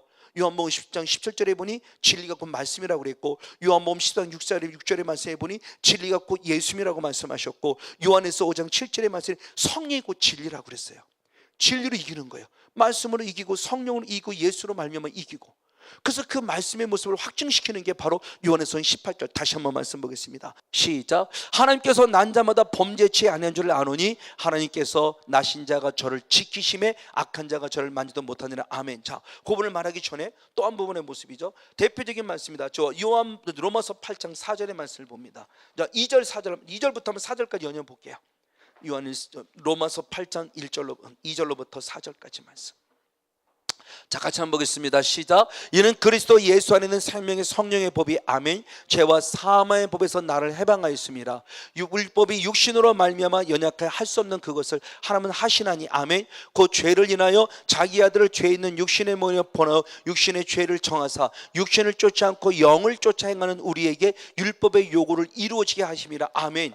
자, 내게 성령이 임하면 성령을 생명의 성령의 법이 죄와 사망의 법과 싸워 이겨 해방된다 그러는데, 그럼 이 성령을 보실 때 가장 먼저 행하기 쉬운 첫 번째 일이 뭐냐? 다시 한번 3절의 말씀을 봅니다. 3절의 말씀. 율법이 육신으로 말미암아 연약하여 할 수 없는 그것을 하나님은 하세요. 자, 할 수 없는 것을 하게 하신 분이 누구냐? 하나님이에요. 그럼 하나님은 내게 뭐를 보내시냐? 성령을 보내주신 거예요. 그럼 성령을 왜 보내시냐는 얘기를 할 때 바로 그게 8장 4절 다시 한번 있습니다. 시작. 육신을 쫓지 않고 영을 쫓아 행하는 우리에게 율법의 요구를 이루어지게 하려 함이라. 아멘. 성령 받은 사람은 율법의 요구를 이룰 수 있다 없다? 율법의 요구를 이룬다는 것은 쉽게 말하면 풀어 말하면 하나님의 말씀대로 살 수 있다 없다? 살 수 있다는 거예요. 자, 성령을 보내신 첫 번째 사도 바울이 말하는 거죠. 자, 로마서 7장 24절에 수업시겠어요. 오, 나는 곤고한 자로다. 누가 나를 사망의 몸에서, 즉 이 사망의 몸이라는 것은 아직도 내가 뭐에 매여 있다? 죄죠. 죄에서 사망이라고 그랬으니, 그러니까 나름대로 말씀대로 산다고는 사도 바울도 온전히 말씀을 잡고 살지 못하고 죄를 보면 자기 연약성을 발견하는 거죠. 그 원인을 보니까 선을 행하기 원해 선만 있는 것이 아니라 또 뭣도 악도 함께 공존한 결과가 있음을 발견했어요. 그러나 그것으로 자잘하고 낭망치 않았어요. 성령이 오면 가능하다는 걸 깨달은 거예요. 그래서 성령의 사람이 된 거죠. 성령의 사람이 되었더니 첫 번째가 율법의 요구를 이룰 수 있다는 거예요. 말씀대로 살 수 있다는 겁니다. 할렐루야. 성령 받으니 가능하더라는 겁니다. 아멘. 그럼 이것이 어느 날 갑자기 아니에요. 사도 바울은 이 말씀을 에스겔 선지자에 이미 기록된 말씀을 깨닫고 그대로 인용해 기록한 거죠. 에스겔 36장 26절 27절을 봅니다. 에스겔 36장 26절 27절 역시 한번 보겠습니다. 시작. 또 새 영을 너희 속에 두고 새 마음을 너희에게 주되 너희 육신에서 굳은 마음을 제하여 부드러운 마음을 줄 것이며 아멘. 또 내 신을 너희 속에 두어 너희로 내 율례를 행하게 하리니 너희가 내 귀를 지켜 행할지라. 아멘. 내게 성령이 임했어요. 구약시대에도. 그랬더니 성령이 임했더니 내게 강팍한 마음이 결국 신약성경을 통해서 보니까 불순종하게 만든다고 사도행전 19장 9절을 통해서 말씀했죠. 비방과 불순종, 이 강팍하고 완악한. 근데 이 성령 임해서 강팍하고 완악한 마음이 무슨 마음이 되진다? 부드러운 마음이 된다. 부드러운 마음이 되었더니 놀랍게 율법을 무엇할 수 있다? 행할 수 있더라. 아멘. 그러면서 율법을 행할지라라고 명령하시잖아요. 이미 에스겔 선지자는 하나님의 음성을 듣고 우리가 성령 받으면 말씀대로 살 수 있어라고 선포했고, 그걸 사도 바울은 성령 안에 있으면서 깨달아서 가장 먼저 기록한 첫 번째가 뭐냐? 성령 안에 있으면 율법의 요구를 이룰 수 있다라고 말하며 말씀대로 살 수 있다. 이 말을 달리 말하면 죄 짓지 않을 수 있다라고 선포하는 거예요. 그러니까 하나님의 결국 말씀과 결국 성령이죠. 진리로 말미암아 진리 안에 있는 자는 죄와 싸워 이길 수 있음에 대한 부분을 말하는 거죠. 그리고 두 번째 스크린 볼 때 말 때 하나님이 아까 이겼던 다시 요한에서 5장 18절에 하나님이 지키시기 때문에 우리는 죄 짓지 않을 수 있다는 것. 다시 한번 요한에서 5장 18절 역시 한 번 더 있습니다. 시작. 하나님께서 난 자마다 범죄치 않은 줄을 우리가 아노라. 하나님께서 나신 자가 저를 지키심에 악한 자가 저를 만지도 못하느니라. 아멘. 저 말씀을 우리는 특별히 성령 사역에 대한 부분 속에서 악한 영을 얘기할 때 악한 영의 거부 반응을 가지고 있는 분들이 많이 인용하는 대표적인 말씀이 요한에서 5장 18절이에요. 틀린 얘기 아니에요. 반면에 맞는 얘기도 아니에요. 왜? 그 말씀도 그 목사님 한 그분도 일부분만 말씀을 인용한 거예요. 하반절만 인용합니다. 하반절만. 그래서 뭐냐, 하나님께로서 나신 자 예수님이 나를 지키심에 악한 자가 나를 만지지 못한다는 거예요. 맞아요. 저 말씀 진리니까. 그러면 단순히 주님이 저 말씀을 하기 위해서 저 말씀을 끄집어내냐? 아니요. 하나님이 정말 예수님이 나를 지키신다면, 악한 자가 나를 건들지 못한다면 그 열매가 뭐냐는 거예요. 죄짓지 않아야 된다는 거죠. 그럼 그렇게 말씀하시는 그 목사님이 죄짓지 않고 있나요? 그리고 그래서 악한 영이 어떻게 건드려? 악한 자를 만지도 못한다고 했잖아요. 주님이 나를 지키심에. 그럼 당신은 죄짓지 않고 있습니까? 라고 저는 물어볼 자신이 있는 거죠. 그렇죠? 이단들을 한 말씀만 갖고 뭐라고 자꾸 우리가 몰아붙이면서, 왜 당신은 그렇게 한 말씀, 왜 윗절 말씀을 인용 안 하고 왜 아랫절 말씀만 갖고 인용하냐고요. 저 요한복음 10장에도 똑같은 말씀 갖고 많은 부분 속에 우리가 말씀에 오역을 하는 부분의 모습이 있죠. 말씀을 전체적으로 본다 한다면, 맞아요. 주님이 지킨 자가 나를 지키세요. 마신 자 하나님 예수님께서. 그래서 악한 자가 나를 만지도 못해요. 그럼 그 열매를 맺어야죠. 죄짓지 말아야죠.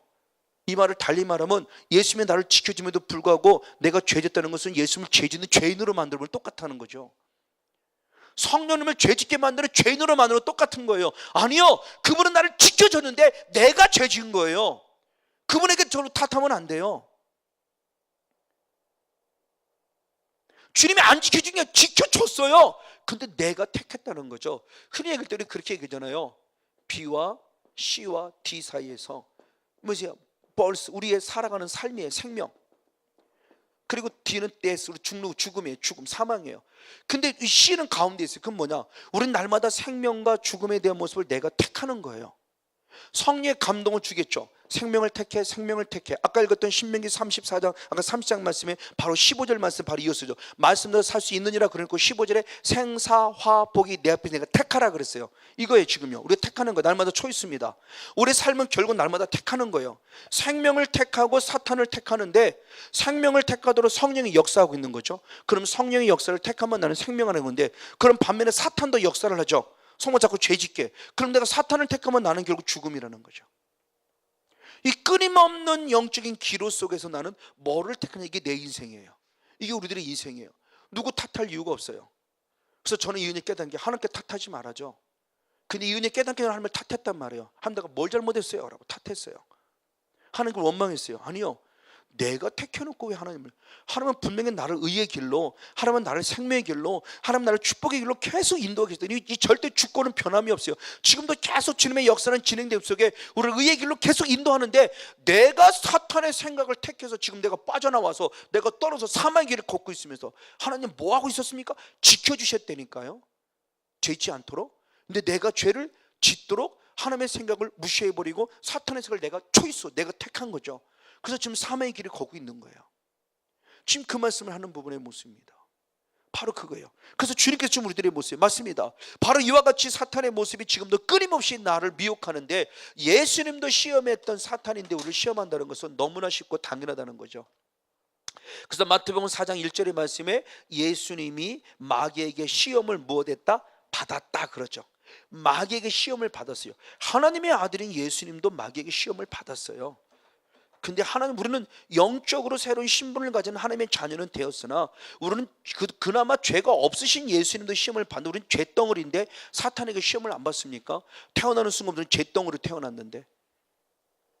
그럼 우리 당연히 시험 받는 거예요. 대표적인 게 바로 마태복음 16장 23절의 말씀에, 사탄아 내뒤로 물러가라, 너는 나를 넘어지게 하는들어다 내가 하나님의 일을 생각하고 도리어 누구의 일? 사람의 일. 택한 거죠. 누가? 베드로가. 누굴 택했어요? 하나님의 생각을 택한 것이요, 누구의 생각? 사탄의 생각을 택한 거죠. 그래서 결국 예수님을 넘어지게 할 뻔했어요. 이게 지금 우리들의 모습이 끊임없이 공격하고 있다는 거예요.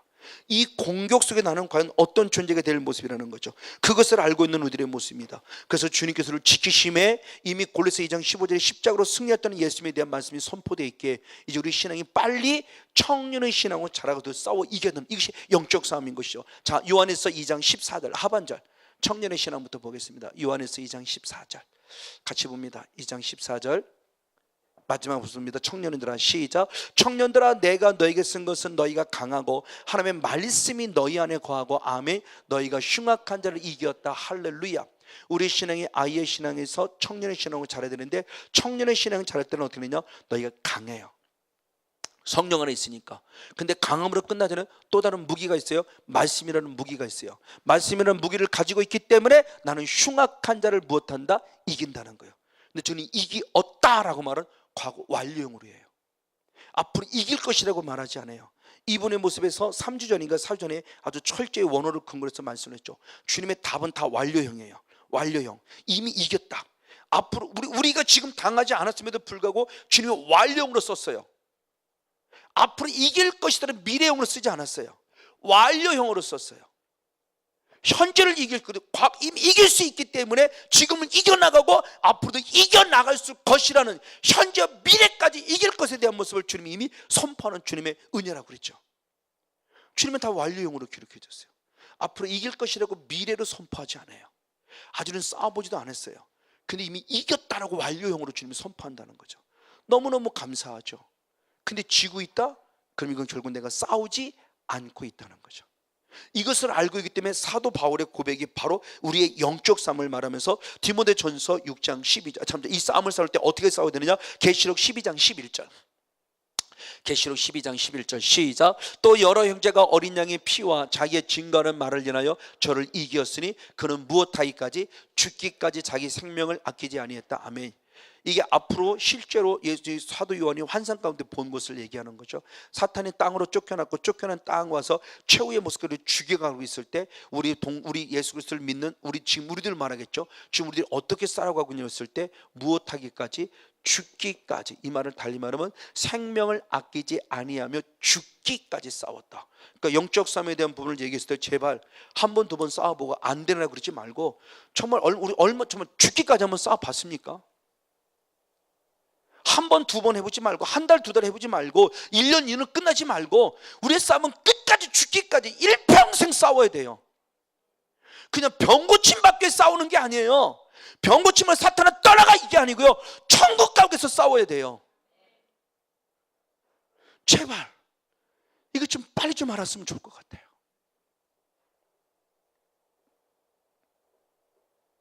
그럼 성령 사역이 분명히 달라질 것 같아요. 성령 사역에 거부 반응 가졌던 사람도 달라질 것 같아요. 이 열매를 우리가 맺을 수만 있다면, 능력 자랑하는 게 아니고 내 안에 하나님의 나라 이루어진 열매를 맺어주면 저렇게 살아가는 거구나. 정말 악한 영이 떠나니까 저렇게 변화되네. 그치? 그 열매를 보여주면 얼마나 많은 사람들의 모습이 성령 사역을 긍정적으로 보겠어요. 근데 툭 하면 능력 자랑하고 툭 하면 물질 문제 생기고 툭 하면 이성 문제 생기고 거기에 명예 문제 생기니까 그럴 것 같으면 하지마! 그러면 거기 이 자리야 가지마! 이런 소리를 우리가 잘못이라는 걸 얘기를 하는 거예요. 저는요, 한 번도 그 사람 보고 저는 잘못됐다고 지금 10년째 왔어도 한 번도 말한 적 없어요. 내가 잘못했기 때문에 그들에게 지금 우리가 책망당하는 거예요. 그걸 하나님의 음성으로 듣자는 거죠. 다윗처럼. 다윗은 하나님의 음성으로 듣잖아요. 그 쓴소리를 듣잖아요. 하나님의 음성으로. 그래, 내가 잘못해서 그렇지. 맞아, 능력이 중요한 게 아닌데, 내가 변화되는 게 더 중요한데, 내 하나님의 나라가 이루어지는 게 중요한데, 어떤 상황이 와도 의와 평강과 희락으로 살아가는 게 중요한데, 이렇게 살아가야 되는데 아직도 짜증, 아직도 분노, 아직도 내 감정, 아직도 이거로 살아가요? 그러면 가지마 그러지. 너는 갔다 오면 뭐 이렇게 짜증만 내냐? 그러면 가지 말라 그러지. 당연히 갔다 오면 좀 변화되고 좋아져야지 말이야. 사랑해 오면 갔다 오면 더 짜증내고 말이야. 사랑해 오면 갔다 오면 더 화딱지만 하고 가지마 이래지. 항상 저는 뭐 얘기했잖아요. 동대문 쪽에서 오신 한 분 집사님이에요. 남장부입니다. 키도 짱딸만한 분이 벌써 체격 자체가 남자 체격이 참 단단하신 분이에요. 어깨가 딱 벌어진 분. 근데 그 부인에게 사로잡히는 남편이나 그 장모님에게 사로잡힌 사위나 남자들이 은밀히 기죽하고 살았어요. 근데 어느 순간부터 우리 어머니가 달라졌어요. 어머니 어디 가요? 군포 사랑해. 어서 다녀오세요. 그랬죠. 어서. 왜? 갔다 오면 달라지니까. 우리 아내가, 우리 어머니가 장모님이 달라지니까 어서 다녀오세요 그러는 거예요. 이거죠. 이게 진짜라는 거죠. 이게 악한 영이 떠나갔다는 열매죠. 병고침 받을 때 더 악해져요? 병고침 받을 때 더 강해져요? 병고침 받을 때 더 분노에 가득 차 있어요? 그거 하나님의 병고침 받다고 말하지 마세요. 하나님의 열매는 그 열매가 아니에요. 그렇죠? 사탄의 과정을 보면 사탄은 꼭 무력이라는 파워, 힘, 어떤 자기 갑질하는 이걸 드러내요. 근데 예수님, 정말 성령님은 죽어요. 바보 같아요. 병신 같아요.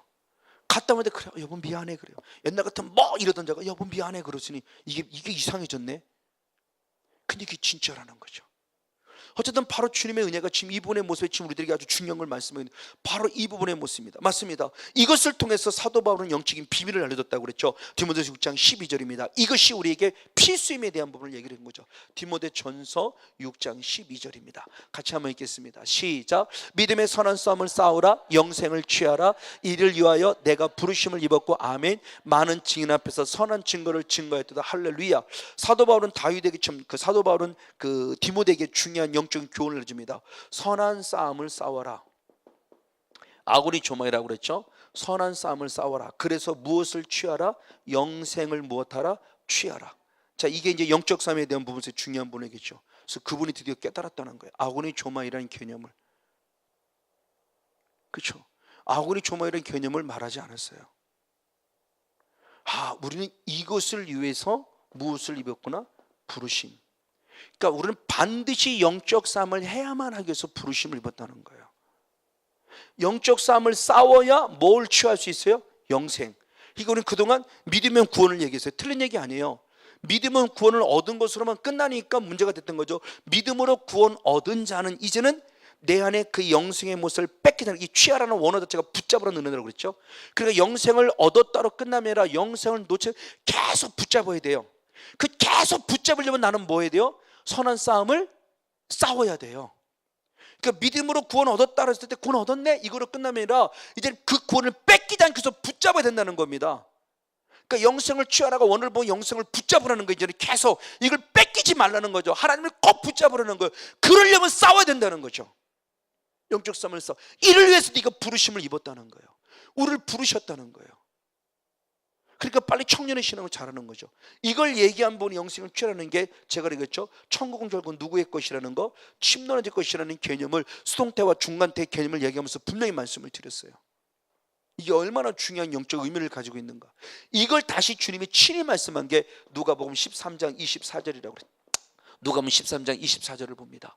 누가복음 13장 24절 시작. 좁은 문 들어가기를 힘쓰라. 내가 너에게 이르노니 들어가기를 구하여도 못하는 자가 많으리라. 아멘. 좁은 문은 지금 구원을 얘기하는 겁니다. 구원을 얻으려고 무엇하라? 힘쓰라. 그러지 아니하면 너희는 들어가기를 구하여도 들어가는 자가 많지 않다. 즉 구원 얻기가 쉽게 얘기하면 구원 얻는 자가 많다 적다? 적다. 그렇게 쉽지 않다. 이게 좁은 문이다. 근데 심스라는 개념에 대한 문을 얘기했죠. 이 심스라는 이것이 지금 똑같은 아군이 조마인데 왜 사도 바울을 얘기할 때는 아군이 조마이를 싸운다고 표현했는데 왜 예수님의 말씀에서 이걸 심스라고 했을까? 이게 더 아쉽다고 그랬죠. 이걸 좀 더 직역하려면 좁은 문 들어가려면 너는 무엇 해야 돼? 영적의 선한 싸움을 싸워야 한다고 해석이 됐단다면 힘쓴다는 모습이 뭐가 안 되면 조금 더 열심히 해봐요. 뭐가 안 되죠. 그럼 목사님한테 그럼 조금 더 열심히 해봐요. 예배를 더 열심히 돼. 이런 힘쓰니까 우리는 이렇게 힘쓰므로 이해를 했단 말이에요. 그냥 우리나라 순수하게 그냥 우리나라 말로 해석이 되니까 뭔가 더 애써야 되나 더 뭐 힘써야 되는구나. 그럼 내가 교회를 빠지면 열심히 나가봐야지만 이런 애씀으로 생각했어요. 그게 아니었던 거죠. 그 힘쓰라는 원어가 아우리 싸워야 된다는 겁니다. 좋은 문 들어가려면 사탄은 우리를 절대 천국에 못 들어가게 하기 때문에 뚫고 싸워 들어가 우리는 이겨야 된다는 거죠. 천국을 반드시 들어가야 된다는 겁니다. 영적 싸움의 개념이 달라지는 거예요. 그러니까 남편은 나를 화나게 하지만 화내지 않을 이유는 천국 가야 되니까. 근데 성이 충만하니까 이겨지는 거죠. 근데 더 성이 충만하니까 나중에는 하나님 남편에까지 역사해서 화내지 않게 만들어주는 거죠. 할렐루야. 이게 영성인 흐름이죠. 임파테이션. 우리 마누라가 달라졌네. 옛날 같으면 뭐라고 훅 한번 우리 마누라 올라와야 되는데 안 올라오네. 그러면서 뭔가 느껴가는 거죠. 그러면서 부족하지만 안으로부터 뭔가 흐르는 거예요. 남편에게 안에 있는 건강이 흘러가니까 남편이 이게 뭐지? 그래서 어느 순간 나도 보니까 내가 부드러워졌어요. 와 나도 옛날 같지 않아요. 맞아요. 이게 임파테이션이에요. 이게 나누어 주는 거예요. 바로 그 영성이에요. 이 영성으로 살아가기 위해서는 계속 성령 충만 받는 거예요. 그런 성령 충만 받기 위해서 죄와 싸워 이겨야 돼요. 이 말을 달리 말하면 죄를 지으면 성령이 무엇해요? 소멸된다는 거죠. 그래서 다윗은 그렇게 고백을 하죠. 자, 시편 51편 10절 9절 10절로부터 봅니다. 시편 51편 9절 10절로부터 계속 보겠습니다. 시작. 주의 얼굴을 내 죄에서 돌이키시고 내 모든 죄악을 도말하소서.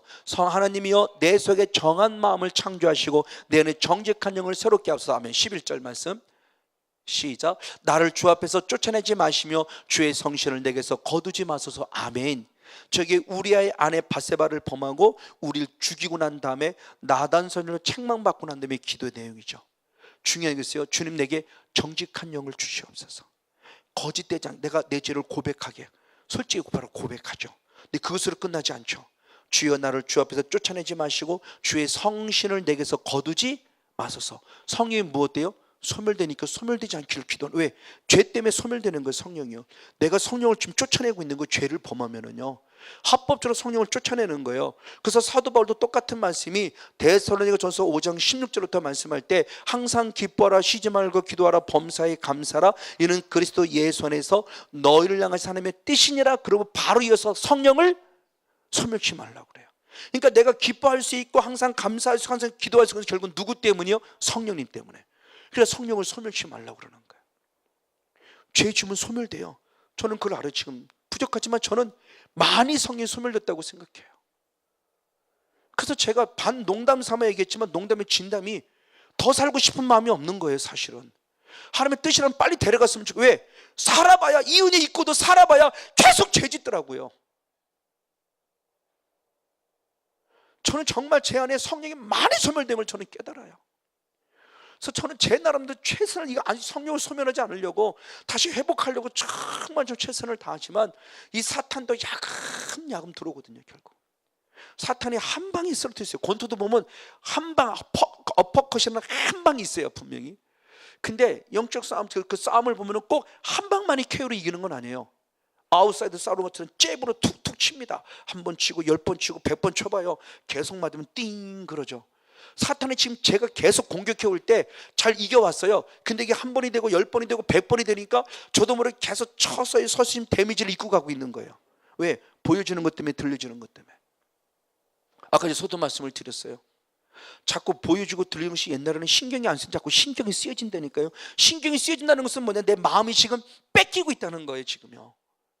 전혀 그게 마음에 뺏기지 않아야 돼요. 신경 잘 안 써줘야 돼요. 깔딱없어라는 그런 거. 근데 지금은 왜 그러지? 이게 된다니까요. 왜 그런가? 이렇게 돼요 이게. 그럼 내가 마음이 뺏기는 거 지금요. 마음이 뺏겼다는 데만 그럼 성령이 나한테 오면 소멸됐다는 거죠.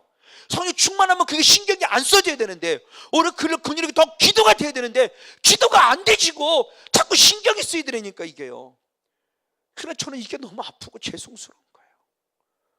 그래서 이번 한 주간 동안 기도해 오면서 저는 나름대로 앞에 좀 이거 많이 기도했어요. 아버지 주님 용서해 주세요. 성령을 소멸치 않기를 원합니다.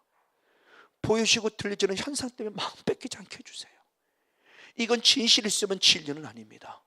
사실의 팩트이지만 사실 팩트가 진리는 아니에요. 이것에 마음 뺏기지 않게 해주세요. 진리의 영, 말씀과 성령이 내 안에 임해서 이것들 때문에 신경 쓰지 않게 하시고 그냥 하나님만 바라며 행복하고 감사하며 살아가게 도와주세요. 저는 솔직히 강단 옆에서 정말 눈물로 기도했어요. 지금도 맞아요. 어느 순간 성령이 충만할 때는 남편의 행동에 전혀 신경이 안 쓰였어요. 근데 성령이 소멸되는 순간 남편의 행동이 자꾸 신경 쓰여. 왜 그러는 거야 자꾸. 여보 왜 그래? 하고 나와. 여보는 옛날에 미안해 그러고 사랑스러운 마음이 삭혀져 버리고 왜 그래? 라고 자꾸 말하며 안 좋은 내 마음이 나와요. 내게 성령이 소멸됐다는 증거죠. 이거를 알아가는 이거야. 이게 결국 영적 싸움이에요. 지금 이 싸움을 해야 하는 겁니다. 우리는 천국 가기 위해서요. 그래서 주님이 죄 짓지 말라는 이 말씀을 사도행전에 알라고 하는 것이 어떤 의미라는 거죠. 맞습니다. 그러면 이것으로 끝나야 돼? 아니요. 맞아요. 죄는 분명히 짓지 않아야 되는데 맞아요. 그럼에도 불구하고 죄 지을 수 연약함을 갖고 있다는 것도 주님도 알아요. 그래서 요한일서 2장 1절에 다시 한번 그렇게 고백하는 겁니다. 자, 한번 요한일서 2장 1절의 말씀을 봅니다. 요한일서 2장 1절 같이 한번 보겠습니다. 시작. 나의 자녀들아 내가 이것을 너에게 쓰면 너희로 죄를 범치 않게 하려 함이라. 만일 누가 죄를 범하면 아버지 앞에서 우리에게 대언자가 있으니 곧 의로우신 예수 그리스도라. 아멘. 자, 죄 짓지 않기를 썼어요. 죄 짓지 마 그랬어요. 그런데 만일이라고 얘기하면서 우리들이 무슨 그런데 그럼에도 불구하고 내가 죄를 지었다 한다면 어떻게 할 거냐? 빨리죠. 빨리 우리에게 누가 돼요? 대언자. 이 대언자는 파라크레토스예요. 다시 말하면 또 다른 보혜사를 얘기해요. 예수님이 보혜사죠. 그 대언자예요. 성령이 또 다른 보혜사예요. 그래서 이 대언자 파라클토스, 이 대언자가 있으니 곧 예수 그리스도시라. 이분에 가서 무엇 하느냐? 12절의 말씀이 자녀들아 이분에게 가서 죄를 토함으로 무엇을 받으라? 죄 사함을 받으라는 거죠. 자, 죄를 지지 않아야 돼요. 근데 죄를 지었어요. 그럼 어떻게 되냐? 빨리 무엇하는 수밖에 없다? 회개하는 수밖에 없다. 아멘. 이겁니다. 그래서 결국 우리 죄를 줄여가야 돼요. 10번의 죄를 지었어요. 만약 예를 들어 아버지 잘못했어요, 용서해서 회개했어요. 그리고 내일은 9번을 줄여야 돼요. 오늘 또 죄를 범했어요. 9번 가운데 아버지 또 잘못해서 용서해서 그럼 내일은 8번을 줄여가. 이게 거룩이죠. 이게 성화예요. 성화. 교리적으로 말하는 성화, 저희 성결교는 성결. 이게 바로 이 거룩성을 찾아가는 거예요. 그래서 끊임없이 죄와 싸워 이기면서 죄 속에서 죄의 부분의 모습과 어떻게 살아가는 모습을 보여주는 거죠. 그렇다면 죄를 볼 때 빨리 회개되는데 만약 회개하지 아니하면 어떤 결과로냐? 죄가 결국 못한다? 잘한다. 이게 사탄의 방법입니다. 사탄은 이런 방법을 합니다. 자, 야고보서 1장 14절 15절의 말씀을 봅니다. 야고보서 1장 14절 15절 말씀 같이 보겠습니다. 시작. 오직 각 사람이 시험을 받는 것은 자기 욕심에 끌려 미혹되므니 욕심이 잉태한 즉 죄를 낳고 죄가 장성한 즉 사망을 낳느니라. 아멘. 사탄도 우리를 죽일 때 한 번에 죽이지 않는다고 그랬죠. 요한복음 10장 16절의 말씀에도 우리의 것을 도적질하고 죽이고 무엇해요? 멸망. 이게 마지막 이 멸망이 지옥이라는 멸망이라고 말했죠. 원어 자체가. 그것처럼 지금 야고보도 똑같은 얘기를 하는 거예요. 사단이 우리에게 들어와서 죄를 짓게 하는데 욕심을 이용해서 죄를 짓게 해요. 그래서 욕심이 잉태한 즉 죄를 낳고 죄가 무엇해요? 장성한 즉 결국 뭐예요? 사망. 죄가 무엇하길 원해요? 그래요. 죄를 한 번 졌다고 지옥은 아니에요. 근데 죄가 한 번 졌더라 끝나면 죄가 계속 무엇하고 있다는 거? 잘하고 있다는 게 문제인 거예요. 그럼 죄가 잘하고 있다는 것은 결국 뭐냐? 회개하지 않았다는 거죠. 그래서 사역을 해볼 때 가장 쉬운 상대가 누구냐? 애기, 청소년들, 청년들. 정말 사역이 어려운 분이 누구냐? 어르신들. 쉽게 말하면 죄가 콘크리트는 돼버린 거예요. 죄가 콘크리트, 이게 벌써 70년 80년을 자리 잡고 있으니 이걸 깨트리기가 쉽겠습니까? 쉽지 않아요. 그러니까 본인이 정말 철저하게 무릎 꿇는 이 회개가 있어야 되는데 안 되는 거죠. 저도 50년, 저도 정확하게 50에 이 은혜를 입었어요. 그럼 50세 이럴 때 50세까지 싸우고 나름대로 회개한다고 했지만 결국에 혈통을 타고는 회개가 안 된 거죠. 혈통을 타고 드는 건. 이게 내를 얼마나 꽉 붙잡고 있었는지 제 목회를 포기할 정도로 붙잡고 있었으니까. 근데 이거를 깨닫고 회개했을 때 저는 정말 눈물 속에 통곡하며 회개했습니다. 분명히 말씀드렸죠. 또박 우리나라 말로 회개했어요. 지금까지 또 다른 회개하면 주로 방언으로 왈랄라 머리 감면서 회개하게 만드는데 그래서 눈물 쏟게 만드는데 이건 또박 빨리도 안 해요. 저는 말도 얼마나 빠릅니까? 기도 상당히 빠르게 해 막. 근데 그때는 천천히 한마디 그렇게 하면 정말 하나님이 하게 하신 것 같은 생각이 드는 거예요. 또박 한마디 천천히 아버지 우리 살아가는 조상들이 하나님을 알지 못해 범한 죄였습니다. 정말 잘못했습니다. 용서해 주세요 라고 말하며 하나님을 알지 못해 범한 그 우상 숭배의 죄, 특별히 불교를 섬한 죄, 이 죄의 모습을 또박 한마디 철저하게 고백하겠던 것 같아요. 이거요. 그러니까 그 엄청난 강력한 50년 동안 회개해놨던 그 강력한 그 콘크리트 같은 죄성이 한순간에 예수 피를 통해서 녹아지면서 바로 사는 이승설 모습을 통해 내게 성령이 풀 그러는 순간 내는 욱하고 올라오면서 그것이 처리되면서 제 몸이 바닥에 딱 붙어갖고 1시간 반 정도 아니 일어나고 싶어도 안 일어나져요. 그리고 제 몸이 계속 쿨렁쿨렁 거리는 거예요. 계속 쿨렁쿨렁 거려요. 정말 제가 제 몸이 어떻게 할 수가 없어요. 내 육신의 몸은 일어나야지. 왜? 속된 말로 하면 쪽팔리니까. 많은 사람이 보고 있잖아요. 지금 제 모습을. 그러니까 이거 눈을 떠보면 보고 있는 뻔히 안 이걸 일어나야 되는데 안 일어나지는 거야. 진짜 안 일어나져요. 계속 주님이 나를 통치하고 있는 거죠. 강력하게. 저는 이것을 통해서 50년 동안 눌러 있었던 이것을 완전히 부셔버린 거예요. 근데 이게 회개라는 게 쉽지 않은 거죠. 오늘도 어느 목사님도 기도 좀 했지만 회개형을 부어달라고. 맞아요. 저는 회개형이 부어진 것 같아요. 주인 이종 선생님이 3단계 회개법을 얘기하면서 잠깐 그때도 주차 문제를 대서 제가 그 차를 옮기면서 그 옆에 있는 그 지하에 옮기는 그 과정에 오고 가는 과정도 계속 주는 회개를 시켰어요. 제가 생각해도 신기할 정도로 계속 회개를 시켜요. 생각 속에서 계속 회개하면서 그래 가면서 차를 옮겨놓고 왔다가 다시 와서 잠깐 쉬는 시간이었는데, 쉬는 시간 다른 바깥 나갈 때 저는 쉬지 않았어요. 앞지 않아서 무릎 꿇게 기도하기 시작했고요. 그러면서 철저히 기도하는 마음을 주셨고, 그것이 회개를 통해서 되어지면서 놀라운 은혜가 제게 임하는 통로가 됐던 거예요. 바로 이 부분에 묻습니다. 이 죄성이 철저하게 나무로부터 원인 찾는 거 아니에요. 조상 탓한 적 한 번도 없어요. 저는요. 맞습니다. 그 죄가 바로 내 죄입니다. 근데 중요한 그 죄가 지금 내게 흘러와서 내 목회를 방해하고 있다는 겁니다. 아버지 잘못했습니다, 용서해 주세요. 정말로 눈물로 통곡했어요. 그때 집사람이 와가지고 기도 시간 막 들어갔을 때, 여보 잘못했어요. 뭘 잘못했어요? 알았어 라고 보냈어요. 나중에 알고 보니까 저를 째려본 거 회개했다고 그러더라고요.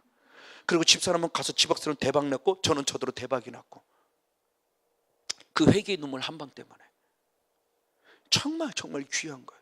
영의 세계 속에서 너무너무 귀한 거예요.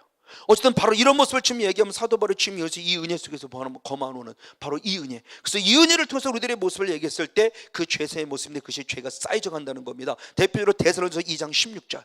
여러분 그 성경을 보면 꼭 다 찾아보십시오. 더 많은 부분에 제가 대표적으로 몇 구절을, 이거는 제가 성경 말씀 읽으면서 딱 그때 깨달았던 모습을 제가 성경 옆에다 정리했던 모습을 몇 구절 적어놓은 겁니다. 데살로니가서 2장 16절 시작. 우리가 이방인에게 말하여 구원 얻게 함을 저희가 금하여 자기 죄를 항상 채움에 노하심이 끝까지 저에게 임하였느니라. 아멘. 자기 죄를 항상 어떻게 했어요?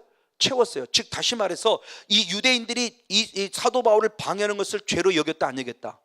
죄로 여기지 않았다. 근데 하나님은 그것을 무엇을 죄로 여겼다.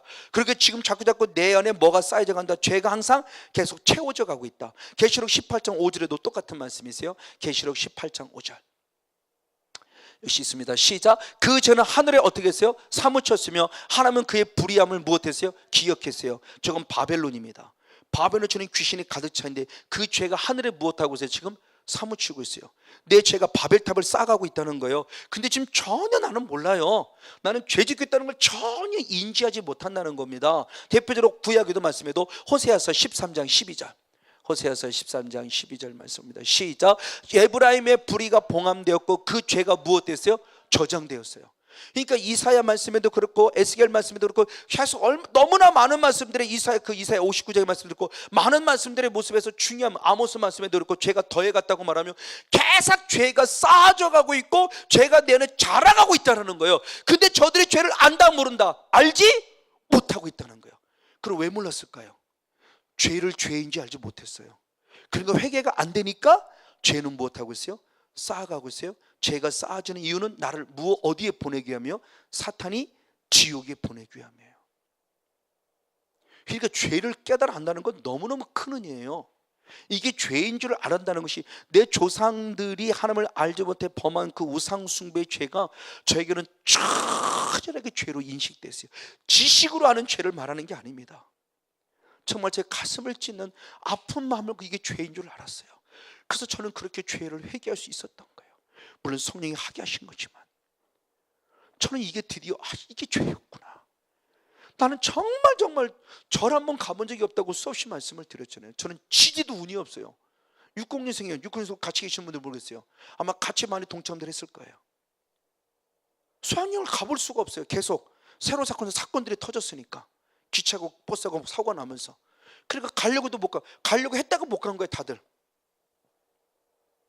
중학교는 더구나 수학여행이 없는 학교고, 고등학교를 가니까 고등학교는 수학여행이 없는 학교고, 대학교는 제가 신학대를 들어갔으니 더더욱 불구사는 갈 이유가 없고. 그러니까 절이라는 걸 가본 적이 없어요. 오히려 목사가 되고 나서 저희 또 같은 동기 중에 동생이 김천에 사면서 직지사라는 곳을 처음 가봤죠. 직지사를 가봅시다. 그래서 지금 영예생활을 했으면 가보자도 안 갔을 텐데, 그때는 영예생활을 모르니까 그런 데가 있으면 어떤 데를 한번 가볼까라고 가본 거죠. 지금 같았으면 가자고 돈 주고도 안 가지. 그때는 왜 갔는가 모르겠어요. 영예생활을 모르니까 간 거죠. 어쨌든 그 영예도 불러도 받았겠죠. 어쨌든 바로 이런 부분들의 모습, 그러니까 죄가 지금 저장돼 가고 있고 죄가 쌓아져 가고 있다는 것은 철저히 회개하지 않았다. 회개하자는 이유는 죄를 죄로 알지 못하기 때문이다. 그래서 요한일서 1장 8절과 10절 말씀입니다. 그럼 왜 죄를 죄로 알지 못하느냐는 겁니다. 요한일서 1장 10절 8절과 10절 두 절 말씀 같이 있습니다. 시작. 만일 우리가 죄 없다 하면 스스로 속이고 또 진리가 우리 속에 있지 아니할 것이요 만일 우리가 범죄하지 아니했다 하면 하나님을 거짓말하는 자로 만드는 것이니 또한 그의 말씀이 우리 속에 있지 아니하니라. 아멘. 죄를 죄로 알지 못하면서 죄를 죄라고 여기지 않는 것은 내 안에 결국 뭐가 없다? 진리가 없다. 진리는 말씀과 성령이 없다. 예수님이 없다. 종교 껍데기 종교인이었죠. 껍데기는 종교인이었지 절대 신앙인이 아니었던 거예요. 그러니까 죄를 죄로 알지 못해요. 정말 이것 때문에 치열하게 싸워요. 저는 이은혜 있기 전에도 회개를 많이 강조했던 사람들 한 사람 중이에요. 정말 저에게서는 맨날 회개라는 소리만 들었을 거예요. 저도 물론 회개하려고 애썼고요. 근데 회개로만 끝났기 때문에 문제였죠. 회개를 해서 죄는 사함받아 죄성은 남아있는데 죄성 처리가 안 됐던 거죠. 그러니까 죄성이 계속 죄짓게 반복적으로. 그래서 저도 그것 때문에 너무너무 힘들었어요. 왜 자꾸 똑같은 죄를 짓지? 지금 보니까 아는 거예요. 이 죄성이 처리가 안 되니까 계속 똑같은 죄를 범하는 거예요. 근데 지금 죄성이 처리가 되고 있잖아요. 이게 결국 영적 싸움이었잖아요. 회개를 끝나지 않고 성령받아 영적 싸움을 통해서 죄성이 처리니까 죄를 안 짓고 살아갈 수 있네. 그러면서 영령이 주는 기쁨을 드리는 거죠. 의아평을 희락을 드리면서 이거네. 그래서 내 안에 천국이 주니까 가정부터 천국이 되더라니까요. 가정에서 웃음꽃이 피더라니까요. 제가 아내와 이야기를 나누게 되고 딸과 이야기를 나누게 되고 이게 가정의 행복이었는데 저는 그렇게 못 살았어요. 그래서 제일 부러운 사람이 누구냐? 아내와 화목하고 아이들과 대화 나누는 가정이 제일 부러워요.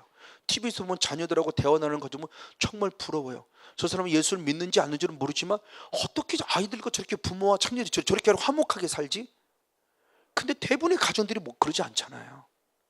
대부분의 가정들이 부모하고 자녀 간에 부부 간에 형제 간에 화목하지 않아요. 뭔가 치열하게 막 싸워갑니다. 그러니 어떻게 거기 하나님의 나라가 이루어질 수가 없죠. 예수를 믿음에도 불구하고 목사의 가정임에도 불구하고 이게 결국 영의 세계라는 걸 보는 거예요. 드디어 사도연이 지금 그걸 말씀하자는 겁니다. 맞습니다. 바로 이런 부분 속에서 그럽니다. 그래서 진리 안에 살아가야 될 모습인데 진리는 결국 말씀과 성령입니다. 죄를 죄로 알지 못하는 것은 결국 불법을 행했다는 거죠. 대표적인 말씀이 마태복음 7장 22절 23절 마태복음 7장 22절 23절 시작. 그날에 많은 사람이 나더러 이르되 주여 주여 우리가 주의 이름으로 선지자 노릇하며 주의 이름으로 귀신을 쫓아내며 주의 이름으로 많은 권능을 행치 아니했나이까 하리니 그때 내가 저에게 밝히 말하되 내가 너를 도무지 알지 못하니 불법을 행하는 자라 내게서 떠나가라 하니라. 아멘. 아무리 귀신 많이 쫓아내고 아무리 선지자 노릇하라고 말씀을 기가 막히게 잘 가르치고 교회를 1000명, 2000명, 10,000명, 100,000명 목회했어도 결국 주님은 마지막에 나를 알지 못한다. 왜 알지 못하느냐? 성권용 목사가 뭐에 범했어요? 불법을 행하고 있어요. 불법은 결국 뭐예요? 죄예요. 성권용 목사 죄 속에 빠져 있다니까요. 근데 교회를 1000명하고 10,000명 했어요. 유교들은 아무리 볼 때는 와, 저 사람 목회 성공했네. 아니요, 저는 절대 천국 못 갑니다. 주여 주여 불렀어요. 주 이름 부자로 구원한다고 그랬잖아요. 근데 주님은 아니라고 그러잖아요. 즉 어린아이 신앙에 머무르지 말라는 겁니다. 빨리 우리 신앙의 아비의 신앙, 청년의 신앙 잘하라는 거예요. 그래서 불법과 싸워 이길 수 있으냐? 죄와 싸워 이길 수 있으라는 겁니다. 그래서 히브리서 12장 4절 말씀에 죄와 싸우되 피 흘릴까지 싸우라는 거예요. 피 흘릴까지 대항치 않았기 때문에 책망하는 말씀이 히브리서 12장 4절이에요. 죄 용납하지 마세요. 근데 특별히 영적 싸움에 대한 부분에 요한일서 18을 다시 한번 봅니다. 요한일서 5장 18절을 다시 한번 봅니다. 같이 한번 읽겠습니다. 시작. 하나님께서 난 자마다 범죄치 아니한 줄 우리가 아노라 할 때 범죄치 아니하다 범죄한다는 저 원어가 뭐냐? 그랬을 때 죄라는 원어가 하마르타노로 동사의 현재 능동태 하마르타네예요. 현재 능동태예요. 현재형입니다. 주님은 말합니다. 앞으로 내가 절대 미래를 위해서 죄짓지 않게 하는 지금 죄짓지 않기를 원하고 있다는 거예요. 송 목사, 나는 네가 지금 죄짓지 않기를 원해.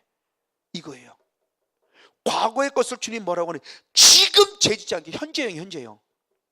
지금 이 순간에 송 목사, 네가 죄짓지 않기를 원해. 지금 이 순간에 우리 모두가 다 죄짓지 않기를 원하고 있다는 거예요. 오늘 죄는 것은 내일도 죄는 것을 용납하는 것 똑같아요. 오늘 죄와 싸워 이겨 내일도 죄와 싸워 이길 수 있다는 겁니다. 할렐루야. 하나님 내일부터 죄짓지 않을게요. 아니요, 지금이에요. 치열하게 싸워야 돼요.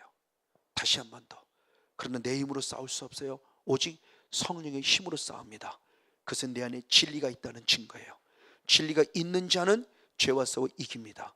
진리가 있는 자, 말씀이 있고 성령이 있는 자는 죄와 싸워 이길 수 있어요. 우리 안에는 말씀이 있습니다. 우리는 성령님이 계십니다. 더 말씀으로 충만하게 채우시고 더 성령으로 충만하게 채워서 철저하게 죄와 싸워 이기는 자, 그래서 죄를 짓지 아니하는 자, 더 나아가 죄를 짓지 못하는 지경까지 이를 정도로 성령 충만한 은혜 안에 거해서 하나님 나라가 풍성해지며 영적 삶의 승리의 주인공들이 이 영적 비밀을 알았기에 하나님께 영광 돌리고 하늘의 신령한 복과 땅의 기름짐을 받아 누리는 우리 모두가 되어지기를 예수님의 이름으로 간절히 축복하고 축원을 드립니다. 할렐루야.